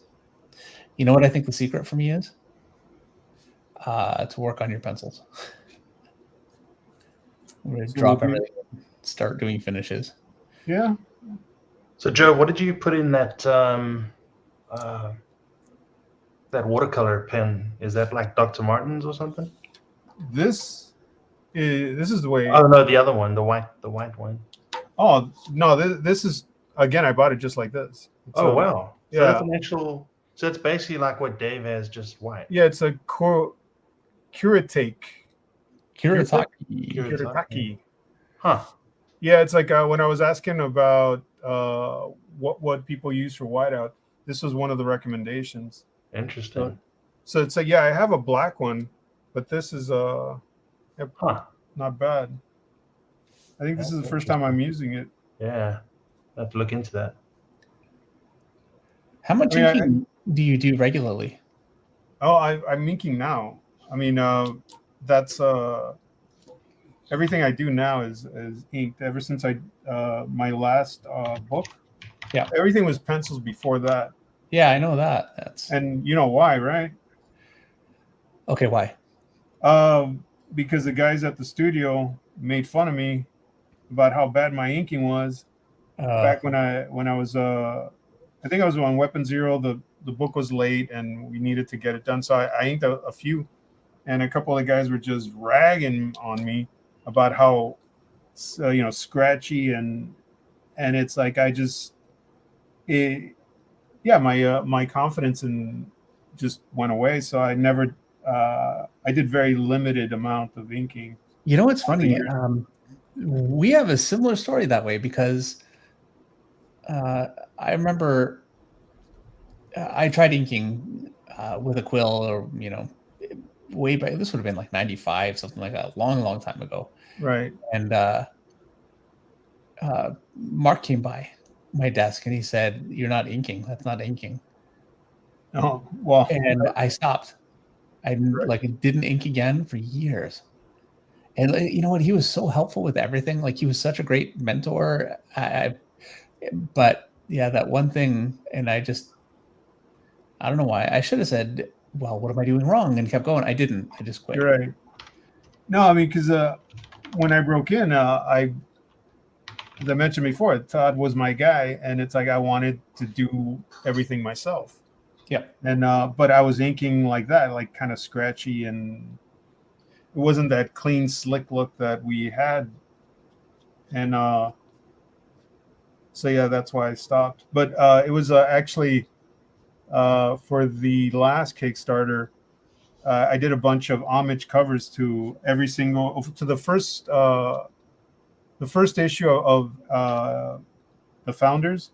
Yeah. So Wills, Todd, Mark, Jim, Rob, Eric, and Jim Valentino. So I did a cover of each of their homage cover of each of their first covers, and I was doing Todd's Spawn #1, and I wanted that Todd look, but there's no inkers that can do the Todd look that I know of. So I said, screw it, I'll just do it myself. And I had such a good time doing it that I inked a couple other covers, and that was the first cover I inked. And then I just decided, well, why don't I just ink everything myself now? Like just ink the interiors. Yeah. So. Yeah, I did not feel that way about my inking when I first did it. I think the first stuff I inked was at Marvel. I was doing X-Men covers, and pretty sure that was, actually, I'm positive that was the first stuff, and I hated it. It was so hard to do, and I had in the back of my mind what Mark said, and I thought, okay, I wanted to do things. So I did really full pencils. Like, thank you, Mark. Yeah, like, we're the greatest mentor we ever had. But thank you, Mark. Hold on to that forever. I wonder what he's doing now. Yeah, nothing. That's right. Did you see that Joker? Was it that Joker Batman he did? No, I saw. I think it was a Phoenix head that looked amazing. But no, yeah, no. you're talking about the book. Yeah, the book he did. Oh yeah, okay, obviously, Oh my yes. God, that thing's amazing. Yeah, I think it's his best work. Well, yeah. Got that Franklin Booth thing going. Yep. Yeah, which that's such a fine line between absolutely beautiful and kind of making a mess, you know? Right. And because he went fairly loose here and there, but it just Right. is so perfect. Yeah. Well, I mean, he's got some of the best people. He knows how to draw the most attractive people in comics. Well, not just yes, also he draws all kinds of very natural looking people, like, you know, people on the street, just Right. caricatures essentially. And he does not reference those people. Right. So you guys know there's no reference going on. He just makes all that stuff up. I remember he was drawing Cyberforce, and it was issue whatever. Anyways, an issue of Cyberforce, and there was a horse in it that he was drawing in a few panels, and he was drawing like this incredible looking horse. There's nothing on his desk. He's not looking at any reference, just drawing a horse. I still, if I draw any animal, I need reference. And I remember saying, like, how do you know how to just draw a horse like that? And he said, well, I did Conan for a little while. Right. So, you know, yeah. And while that's true, I heard he loves horses. Mark does? No. Oh, See, I just disrupted you by saying some weird comment. right. And now I'm like, I'm unsure whether I should laugh or that's really tasteless. And I'm trying to work it in my head. That's why I went quiet. I'm like, can I laugh at that? I don't know. No, see, the thing is, it's like I had a tasteless joke in my head, and then I blurted something out, but it wasn't really a joke because I didn't. So it's just like, you know what? And see, that's what I was trying to figure out. I figured I'd get the joke, All right. but I don't know. Yeah. Anyway. But again, thank you, Mark. Yeah. Well, Mark would be. How great we need to get Mark on here sometime and Right. Have us together doing something. That would be pretty amazing. It's like I still like the greatest moment in my entire life was that man calling me on the phone. Oh, see, I never got that. Yeah, it was like well, the thing is, when I went to San Diego in '93, I told you last time, it's like, yeah, I went with that in mind, that I'm gonna get hired. Yeah. Because I'm that good. Right. And I showed my work to Dave Wool. Yes. And Dennis Heisler. So Yep. anyways, it's like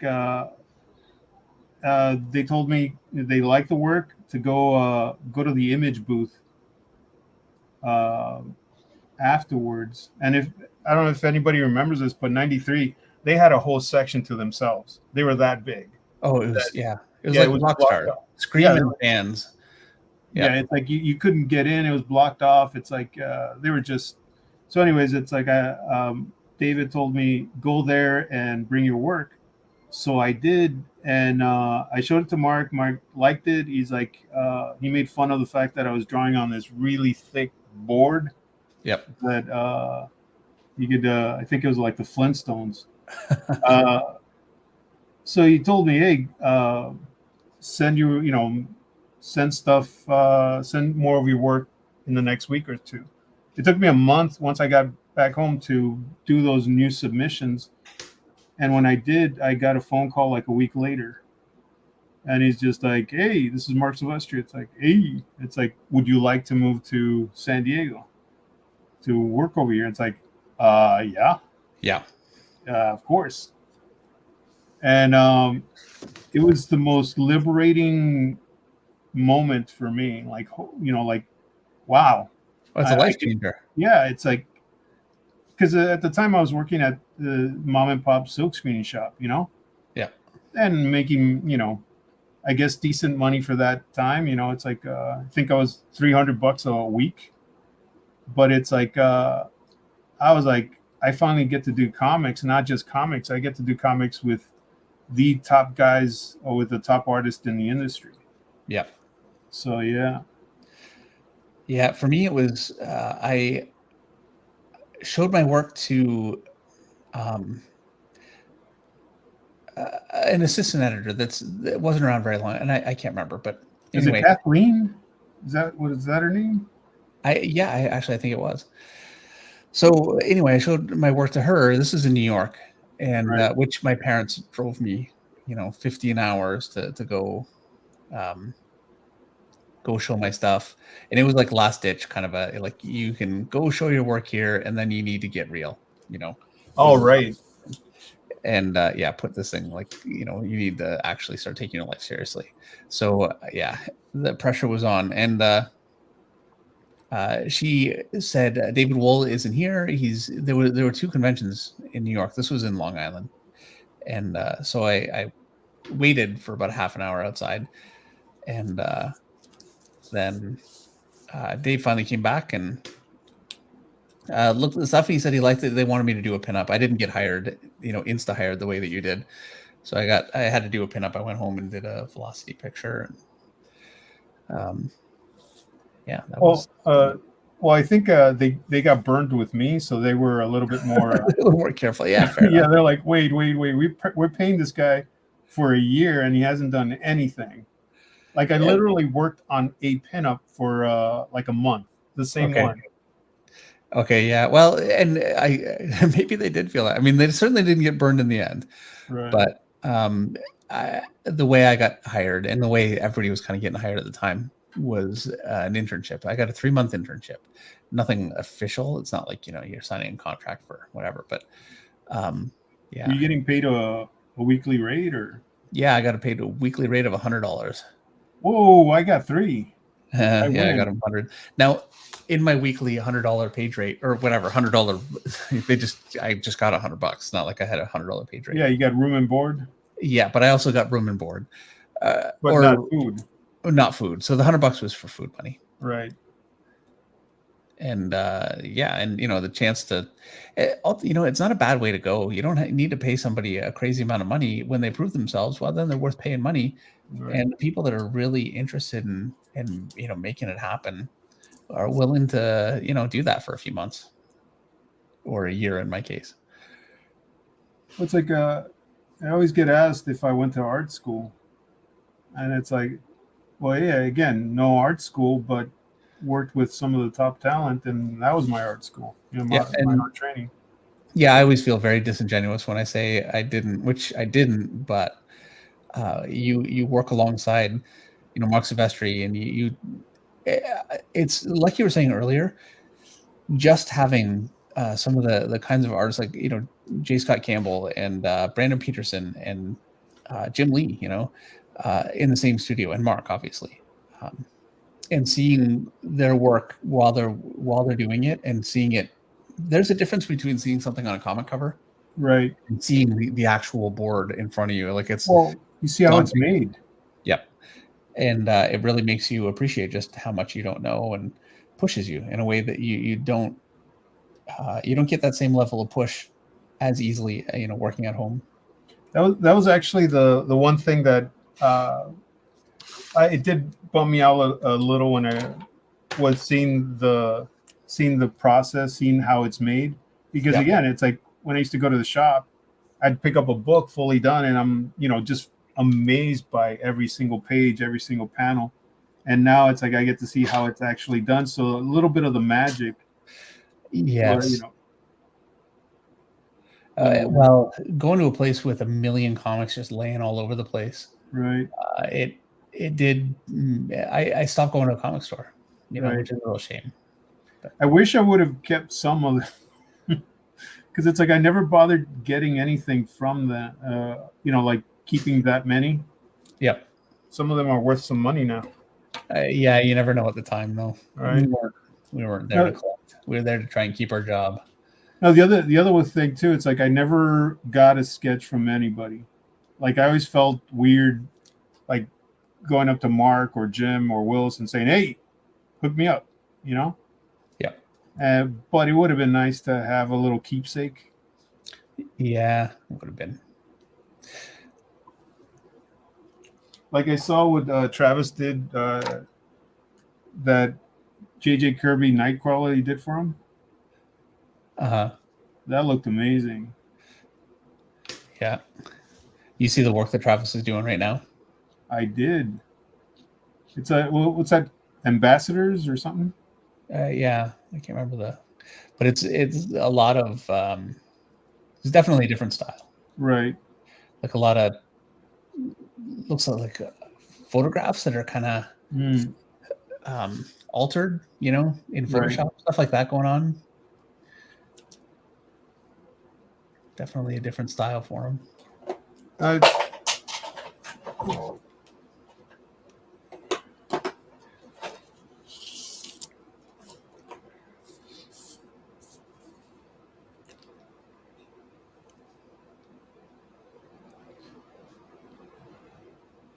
Oh yeah, do you remember Jason Jewett? Yes. He says hi. Oh, hi. How's he doing? He's doing great. I mean, he had a Kickstarter for his creator own called Hammer. It's kind of like his own take on Thor. Nice. Yeah, Jason was around at Top Cow kind of off and on for quite a while, Oh, he's going by Krieger now. Jason Krieger.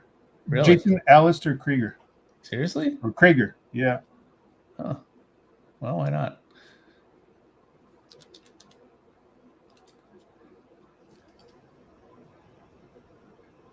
I'm not getting the point that I really want from this pen, but it's not terrible, and I'm gonna end up having to clean it up a little bit. Oh man, you got to start over. I don't know, man. I don't know if we can use that. Yeah.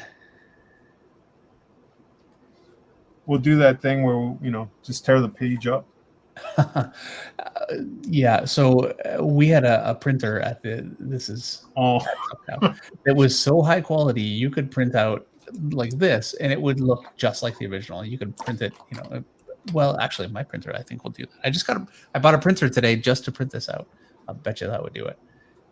And okay, you tell the rest of the story because my memory is it's like one of the guys, I think it was Nathan or Victor, one of them two, decided to take an original and make a photocopy of it and hide the original.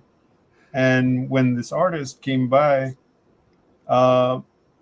they had the piece on the table where he left it. And it's like, so he walks in, he sits down, and one of the guys picked it up and in front of him started tearing it. Oh man. Which, I mean, this is a risky move. I know it's a joke, but you get killed for that. Yeah. So he's like, he's yelling at him, "What are you doing?" Oh yeah. And everybody's laughing. Yeah, and there's me in the other room. I heard it from a distance because you got to know, I don't want to be around for that.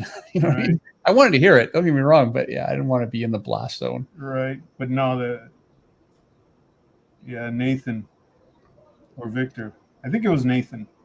Yeah. Damn you, Nathan. Victor Yamas was he started with Nathan Cabrera, and we talked about Nathan Cabrera a little bit last week. But he's a very, very successful artist in LA nowadays, and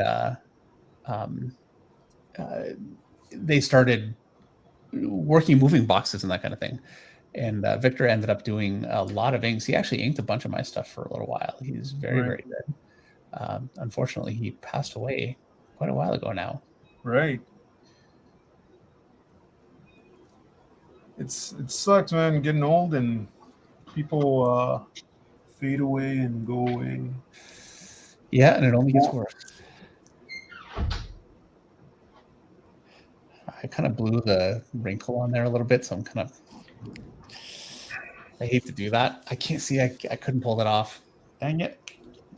And this right here, because this pen is not working the best, I'm going to have to go in and clean up these lines. So this is my method when I screw up my rendering. I just get a more accurate pen. Trying to do all the rendering with this pen would take forever, but I can. It's just really kicking ass, man. That looks amazing. Thank you. Yeah, yours looks like you're done. I mean, it looks great. Yeah, it's amazing. Well, it's because it's blurry, so you can't really see the detail. Yeah, I need to adjust the focus on this. So that's why, Joe. Yeah. Yeah, it's like I remember one of my favorite issues ever was the X-Men 267. Uh-huh. That's the one with Nanny and Gambit and Storm in New Orleans. And Yeah, this is a book that was drawn by Jim. Wilson. Sorry, I'll let you tell the story. Well, it was drawn by Wills, Jim, and Scott Williams in a week. Yeah. Like they basically worked the strengths. It's like I think it might have been Jim laid out the whole book, and then Wills drew and inked some of the pieces, some of the pages, and basically they just tag teamed, and I just love it. And I remember telling that to Jim, saying how much I love that book, and he goes, "You didn't think it was all too was it too sloppy, too grainy, or not too messy?" It's like, no, Yeah. it was because that's what he told me, that he thought it came out too messy, and I just love that look. But I mean, again, when you look at the book, the printing back then wasn't the sharpest, so it's like your eye sees a lot more. Yeah, well, a book that really very similar was Pit #1. Was very, very dark and a little muddy, and muddy. That's it. Yeah, I loved it. I loved it. And then Pit #2 came out, and they kind of fixed the printing error that they had. Right. And look, it was still great. It's still Keown at his best. It's great stuff, but it was not the same for me. I loved issue 1 with that like extra, kind of. And Stephen Platt stuff, I think, really worked on like the Marvel paper, the newsprint kind of stuff they were using. Just love it. Yeah, there's something. It's like your brain adds lines to it and makes it better than it was. I mean, like you said, it's still great, but it's like I think when they started reprinting some of those old books from the late 80s, early 90s, and then you see how you see the lines and how clean it looks, it kind of lost something for me. Well, except for Sam Keith. Oh yeah, Sam Keith stuff. I don't care how detailed you get. He just I actually kind of prefer it detailed, because then I've actually spent time trying to see if I could figure out how he's doing some of those line techniques. Like so many things, I can get a lot out of it, and then I have to accept the fact that different artists have different hands. Quote Jay Finch: "Different artists have different hands." Does that make sense at all? Yeah. Okay. But it's really like I couldn't draw like Billy Tan, and I remember the first time I saw how clean his work was, it was so demoralizing, and I finally just had to accept that I don't have that kind of a flowing line, and I never will. Who was it? Just posted this thing where they were talking about how what if art or artists, if what you really are how when we talk about being in the flow, or we're going to get metaphysical again, aren't we?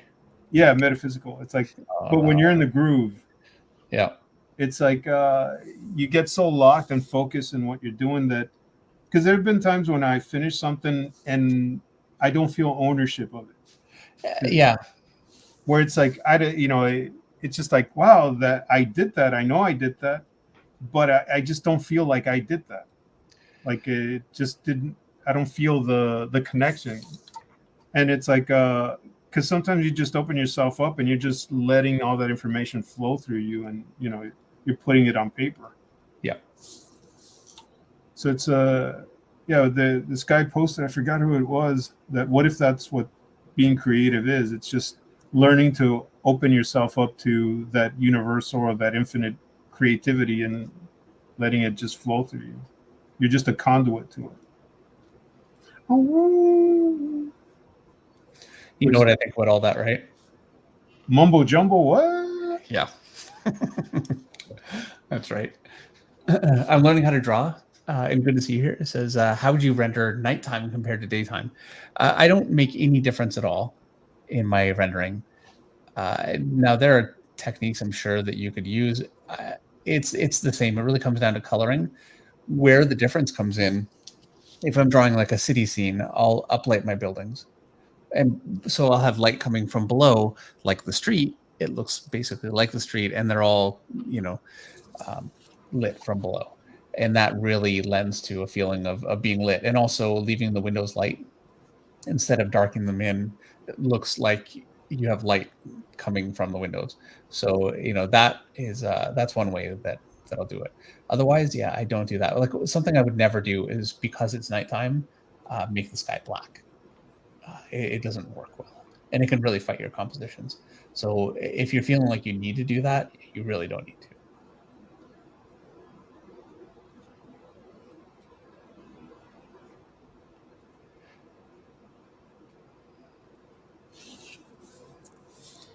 There, did I derail your metaphysical talk enough? No. I totally didn't do that on purpose. Don't worry. I just don't understand any of it. You know that. Well, what was I talking about? Oh, yeah. The being in the groove. Yeah. Do you ever get into the groove? Yes, absolutely, for sure. Where it's just super focused? Yeah. You just... yeah. Do you have ADHD? Yeah. Actually, I was diagnosed when I was young. Because that's supposed to be some sort of not symptom, but effect of ADD. That it's like you either get scatterbrained or super focused. Yes. Now, I do find that while that happens, I've learned how to force myself to, find some focus and just do the job. Well, you're being a lot better at disciplining yourself. Right. And that's just discipline. But yes. Right. Like, especially when I'm painting, because it's so hard, I love it. I'm just enjoying, there's something about just trying to climb that mountain, and I can't stop working. When I start painting, it's so difficult, and I end up not sleeping, and I have a little bit of trouble. Yeah, that I've been trying to get myself on a normal schedule, but when I get into those moments where it sucks, because it's like I won't do anything all day, procrastinate all day, waste every moment, and then right before bed I'll start working, and then my head just clicks. Because the thing is, it's like, for whatever reason, right before going to bed, it's quiet. My head's quiet, so I can actually focus, and then I get really into the groove, and then I can't stop. Yes, and so you take advantage of it, but then the next day, and maybe even because we're getting older, the next day after that's just ruined. Well, it's just, like, now I have to stay up to get back into a regular schedule. Getting old sucks, man. Yeah. I need to start working out. 50 years later. Yeah, we'll be around then, 50 years from now, right? Sure. Once I start taking all them new supplements and stuff. Right. Yeah. Cryo chambers. Was it Resveratrol? I have it down somewhere. That's supposed to be like really good for regenerating your whatever. Okay. Yeah. I don't have the information fully in front of me, so it's like, I know it's supposed to be good for you. Right. Yeah, I'll get on that. Right.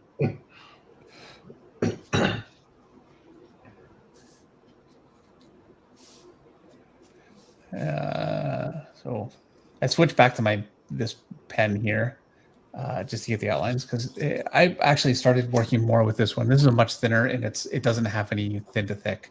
And Cryo me a river, says Shelton Martin. Anthony G says, getting old ain't for sissies. Getting what? Getting old ain't for sissies. No, it ain't.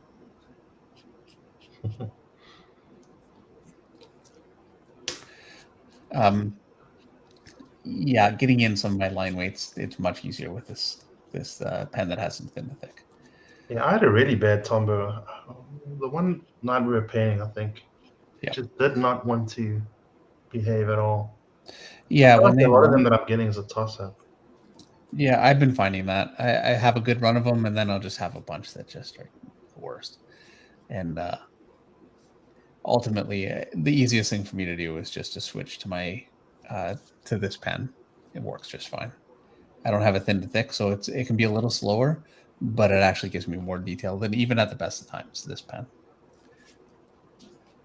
Yeah, there's some zebra pens that I really like, which are significantly cheaper, and if they don't work, you just toss it and grab another one. Well, that's what I do with these ones. Yeah, I need to get some more. Now, these are not. They're. I don't know how much they are. You know, this is the problem of buying stuff on Amazon. You know, you just hit buy and you don't look at the price. Yeah. But because I'm doing this for a job, I can write a lot of that stuff off. So it makes me a little more willing to, you know, get rid of something when it's kind of past its prime. You should auction them out. Pens used by David Finch. You know what? I had a pencil used by Mark Silvestri on X-Men. Right. Gave it to me. Do you remember that? Yeah. Who'd you give it to? He gave it to me. Oh. Not because he was like, oh, here, I bequeath my pencil on you. I just Right. needed a pencil. And so he was like, Right. here, there's this one. It's been sitting in my desk for years. And he didn't care. Yeah, that's Anyway, he drew X-Men with that. Yep. And I used it until it exploded. And then you threw it away. Yes. Yes, I did. You threw And I look away. back on that like, why? What am I thinking? Yeah. Thank you, Mark. You'll blame him for that too. There you go. Any chance I've had of ever getting Mark to come on here, gone now. No. Why would me saying some silly stuff affect you? It was a joke. Yeah, he's gonna be like, as long as that guy's not there. See, that's why Yeah, he might hurt. You know what? He'll love you forever. I don't think you could ever be in his bad books, really. Mm.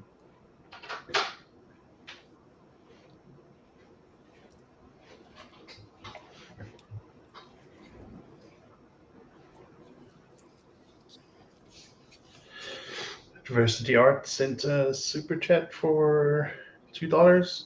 There's no message. If you have a message, just paste it in the chat and I'll read it out. Yes, and thank you very much.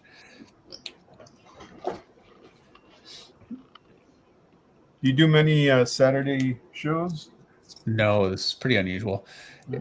I kind of didn't mind doing this one for a couple of reasons. I mean, first of all, it's the day that we could all make work. But also without Meredith here, it's not like I knew I wouldn't really be doing anything. It's kind of sad, you know. She's not here, and so this should be like party time. I'm not getting any work done. I'll just hang out and play video games, but I'm so busy, I can't do it. So just been working. Dun, dun, dun, dun, dun, dun, dun, dun, dun. Yeah. How does it feel? Yeah, that's a song that I end up choosing. Yeah. Well, you know, talk about dating yourself. Right. That's our era. Right. You know what tripped me out? The oldies station. I was listening to it, a year or two ago. Yep. And they used to play 50s and 60s, maybe 70s. That was the oldies. And what was my introduction to that channel? Smells Like Teen Spirit. Yeah. Wow. Like the new improved, or it's like they're playing the best of the 70s, 80s, and 90s. K-Earth 101. Yeah, it's oldies. I mean, it is what it is. I mean, it's what is it? Like we're further away from in Back to the Future. Was it? It was 1955, and the movie came out in 1985. 85. Yeah, so we're further away from that. So if they did Back to the Future now, it would be like now I got to do the math. 30 years. Yeah, 1995. On the other hand, how much had the world changed from 1955 to 85 versus how much it's changed? You know, things have slowed down. We grew up at a time when there was just so much change, and you know, now it's. I can look back to 2000, 2001. You know, and nobody's got a cell phone. Other than that, it doesn't look that different. Yeah.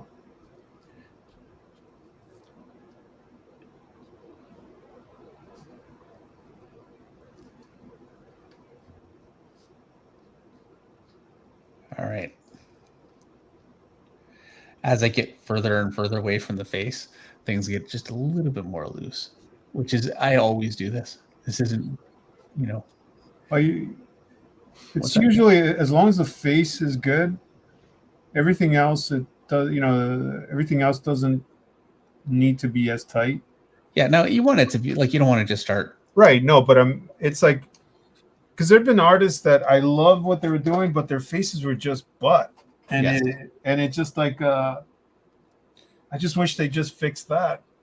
Yeah, it's such an important. There are two faces are by far and away the most important, and The first thing you see. Yeah, it's the first thing you see. It's the most important thing. It's the thing you identify with, Right. as a viewer. So it is the most important. And if you don't do faces well, and if they're not attractive, it will hamper your career or your ability to get a career. You know what you need to do? What? Big chins. Yeah. Joe, this is like, I want to say 96, 95, whatever. It was a long time ago. And Joe decided he wanted to experiment with No, I was trying to ape Art Adams. Anyway, he was trying to experiment with it. He was trying to experiment with a new style. No, I was trying to do a more cartoony style, and I was looking at Art Adams. And okay, so am I wrong? Huh? You were trying to try a different style. That's exactly what I said. Right. Anyway, so he decided he wanted to go for like this more like a larger, exaggerated chin. You should have seen it. It was, and look. What do you mean, Stina? You can actually see it in the actual book. Oh yeah, okay. Well, I think you might have fixed it a little bit. Yeah. So, I try to be pretty nice, right? Wouldn't you say? Mostly. I was gonna say F off. Anyway, so I said that I thought it looked really. No, you didn't say it. You laughed. I laughed, and then I said, "Here, look at this." Yeah, and you're like, "Hey, what if I drew ears this big?" Oh, that's too fun. Yeah. See, that's being supportive, Oh, you should have seen it though. I mean, come on. Hey. One, and the thing is, it's like, I got really butthurt, and I left. I was just I remember. Screw you guys, I'm going home. I remember. And it was so funny that I had a hard time being upset about. Like I thought, I shouldn't have done that, but at the same time, like, had to happen. Right. Yeah. I'm sorry. Yeah, but I got you back, and then you got mad at me because of was it because I said why the long face? Okay.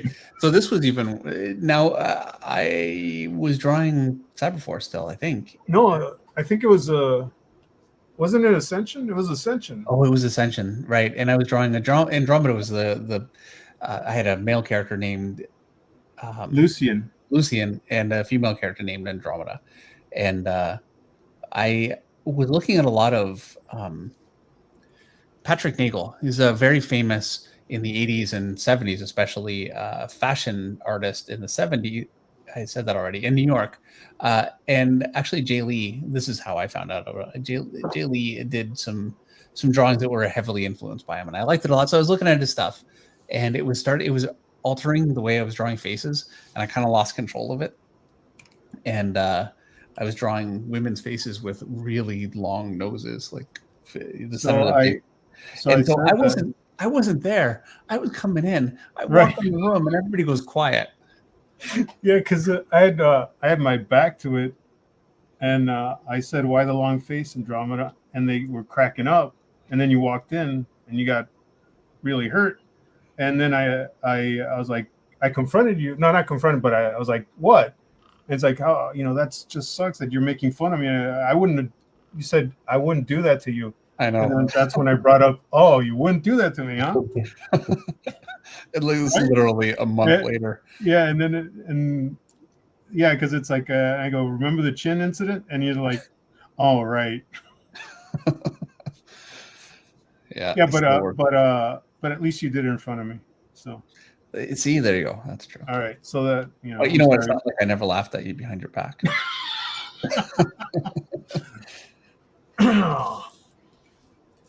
Ditto. So there you go. Yeah, I'm off the page, aren't I? Or off the screen. You know what I mean. What time is it? 11:06. We're doing all right. Everyone's gone to bed. You know what? We still have Eli Sheldon Martin still here. Comic Book Dad guy is here. He says, "Yeah, these should be variant covers." Hear that? Right? I thought they were. Aren't they? Yeah. I thought you're gonna get like a, right? I'm using one for because we're doing two campaigns. So it's like we're thinking about the first one using one of them in color and doing the black and white, either the layout, as variants. Yep. And then for the second one, using the other one in color and doing the other. So basically, we'll have covers to play around with. Cool.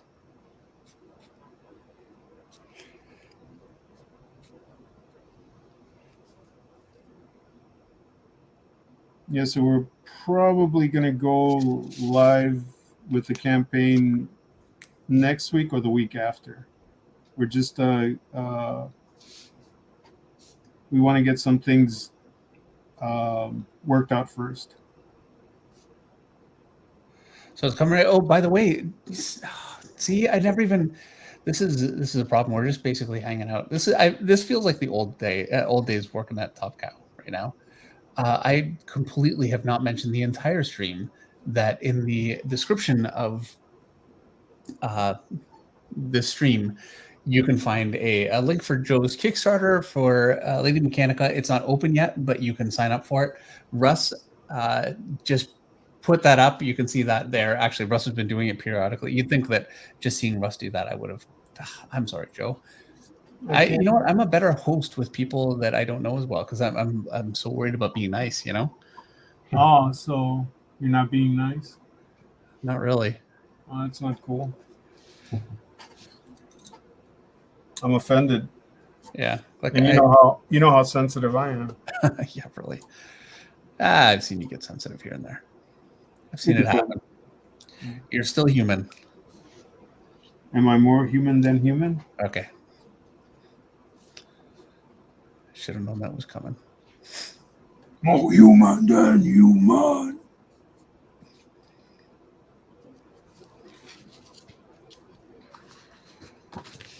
So what do you think? Timeline, how close are you? Me? Yeah.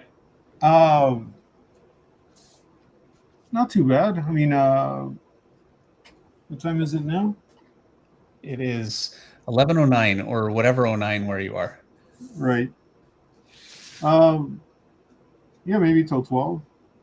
Till 12. Dang it.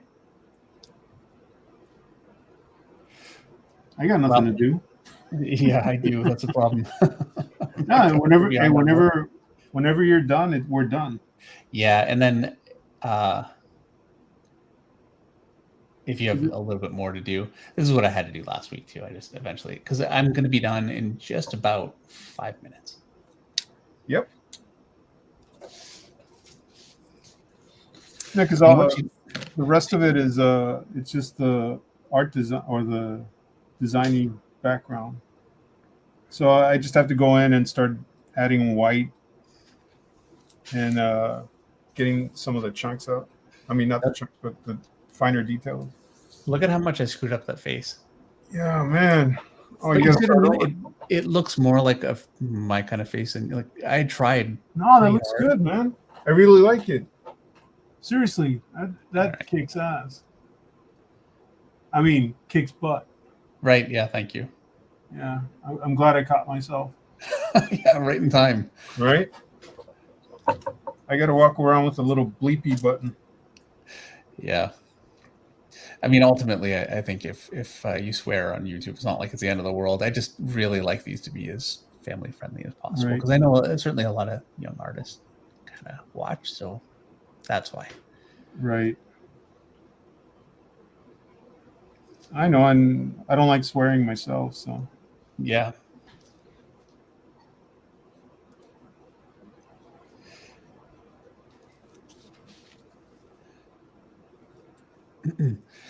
One of my VR says the swear jar is full tonight.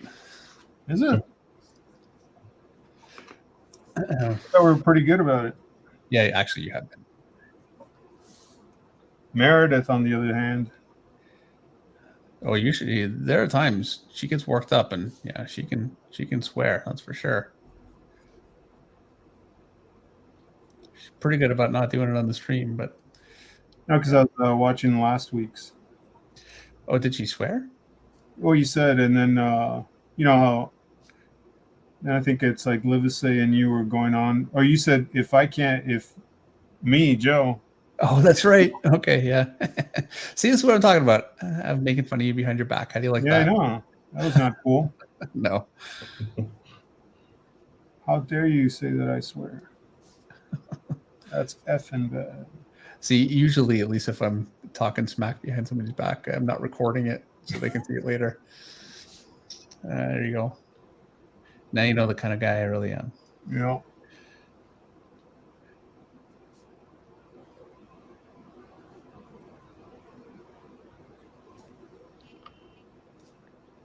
Yeah, well, I'll give you an open invitation. If you ever want to do a book like this, it's like I'm down for it. I'll lay it all out, and you could just ink it. It would be so relaxing to do. It really would be, you know. You make so many decisions, and you make them really well. Like, yeah, I mean, that's pretty much how I work with Martin Montiel. Yeah. Did you ever meet him? I have, yeah. Yeah, it's like, so, I mean, it's pretty much like, if you ever look at any of the Mechanika books, it's like you see these really intricate gears and patterns and around the panels. Yep. And it's like, people have asked me like if they're digitally done. And it's like, no, Martin goes in there and that dude just carves the crap out of these and makes these super elaborate, super detailed designy things, and it's just like he's a monster. Yeah, that's a skill for sure. And I mean, not just a skill, but it also takes a level of patience and dedication, you know. But circle template, and I always fake my circles. But it's like, but that's the way we work. I'm doing that. Basically, Sia's doing this next arc. Mm-hmm. I'm doing the arc after that. Martin's helping here and there, but primarily he's going to do the arc after that, and I'm laying that one out for him. So it's like he's just going in there and basically adding all the really cool detail. So it's just like I want to do more of that. I want to do more books like that because that's I think I have fun with that, getting all that stuff out. And, not getting bogged down in adding the detail. Yeah, like having the perfect line there, and right. Yeah, where I'm more comfortable, really, at this stage, especially with art like this, where it's very design oriented, and right. It's, you know, the nice thing is too that I do find I pick some of this up. Like there have been, as I've been doing this, you start to get a flow for it. And I think I could kind of, you know, do my version of some of that stuff just after making this. We have a super chat from Adam Meyer. Good to see you here for $5. He says, "Looks great, guys. Joe, great choice with using Saya Olm. She's super talented." I don't know. Did I say that right? Sia. Sorry, Sia. Apologies. So yeah, I'm gonna. Oh, I need to sign it. You signed it so small, I'm having to. Oh, we can alter it. We'll blow it up. Well, I got it. It's there. It's just, it's like a rule. And it's a rule of etiquette when you're doing a comic. If you're the inker, you can't make your signature larger. Oh no, man! Can't do it. Make it big because you're not inking; you're finishing. So just right over. Like I'm gonna put my name right over yours. Like I'm just gonna cross you off. So. Well, that was a huge amount of fun. Looks great. I'll get this scanned and put up on Instagram. By the way, I'm on Instagram, so if you don't follow me on Instagram, check me out. I don't know what my Instagram name is. I'll put a link there now. Yeah, I keep saying like I should actually try and promote my Instagram a little bit. Right. Me too. You can find me at Joe Benitez. And Greg L, speaking of L, is emailing me the updated address. Thank you, Greg. Appreciate it. That is haunting me. So it'd be nice to, and I won't have to mail it out, so it'll actually get mailed. It's going to be Jason, my art dealer, who will be mailing it. So, all right. Wow, look at that, Joe. Unbelievable. You see that, Eric? Well, Eric's typing right now. What is it? That looks so amazing. Yours looks super crisp. That came out really friggin' cool, man. Oh, yeah, thank you. They're so different, though. Like it's such a different feel. All of your tech stuff has such an incredible flow to it. Yeah, it looks beautiful. Thanks. I love it. It's very, this was fun, man. Yeah, it's just amazing how differently these came out. So thank you everybody so much for watching and spending Saturday with us this week. We'll be back with well, actually, I think it's going to be just a bit of a break because we've got San Diego coming up, and then I will be at AwesomeCon, TerrificCon. I forget, but it's going to be in Connecticut at the Mohegan Sun the week after San Diego. So it's going to be a bit of a busy time for me. So no streams for a couple of weeks, and then we'll be back as soon as I can get back to my regular schedule in August. So I'll see you guys then. Good night, everybody. Good night. Good night.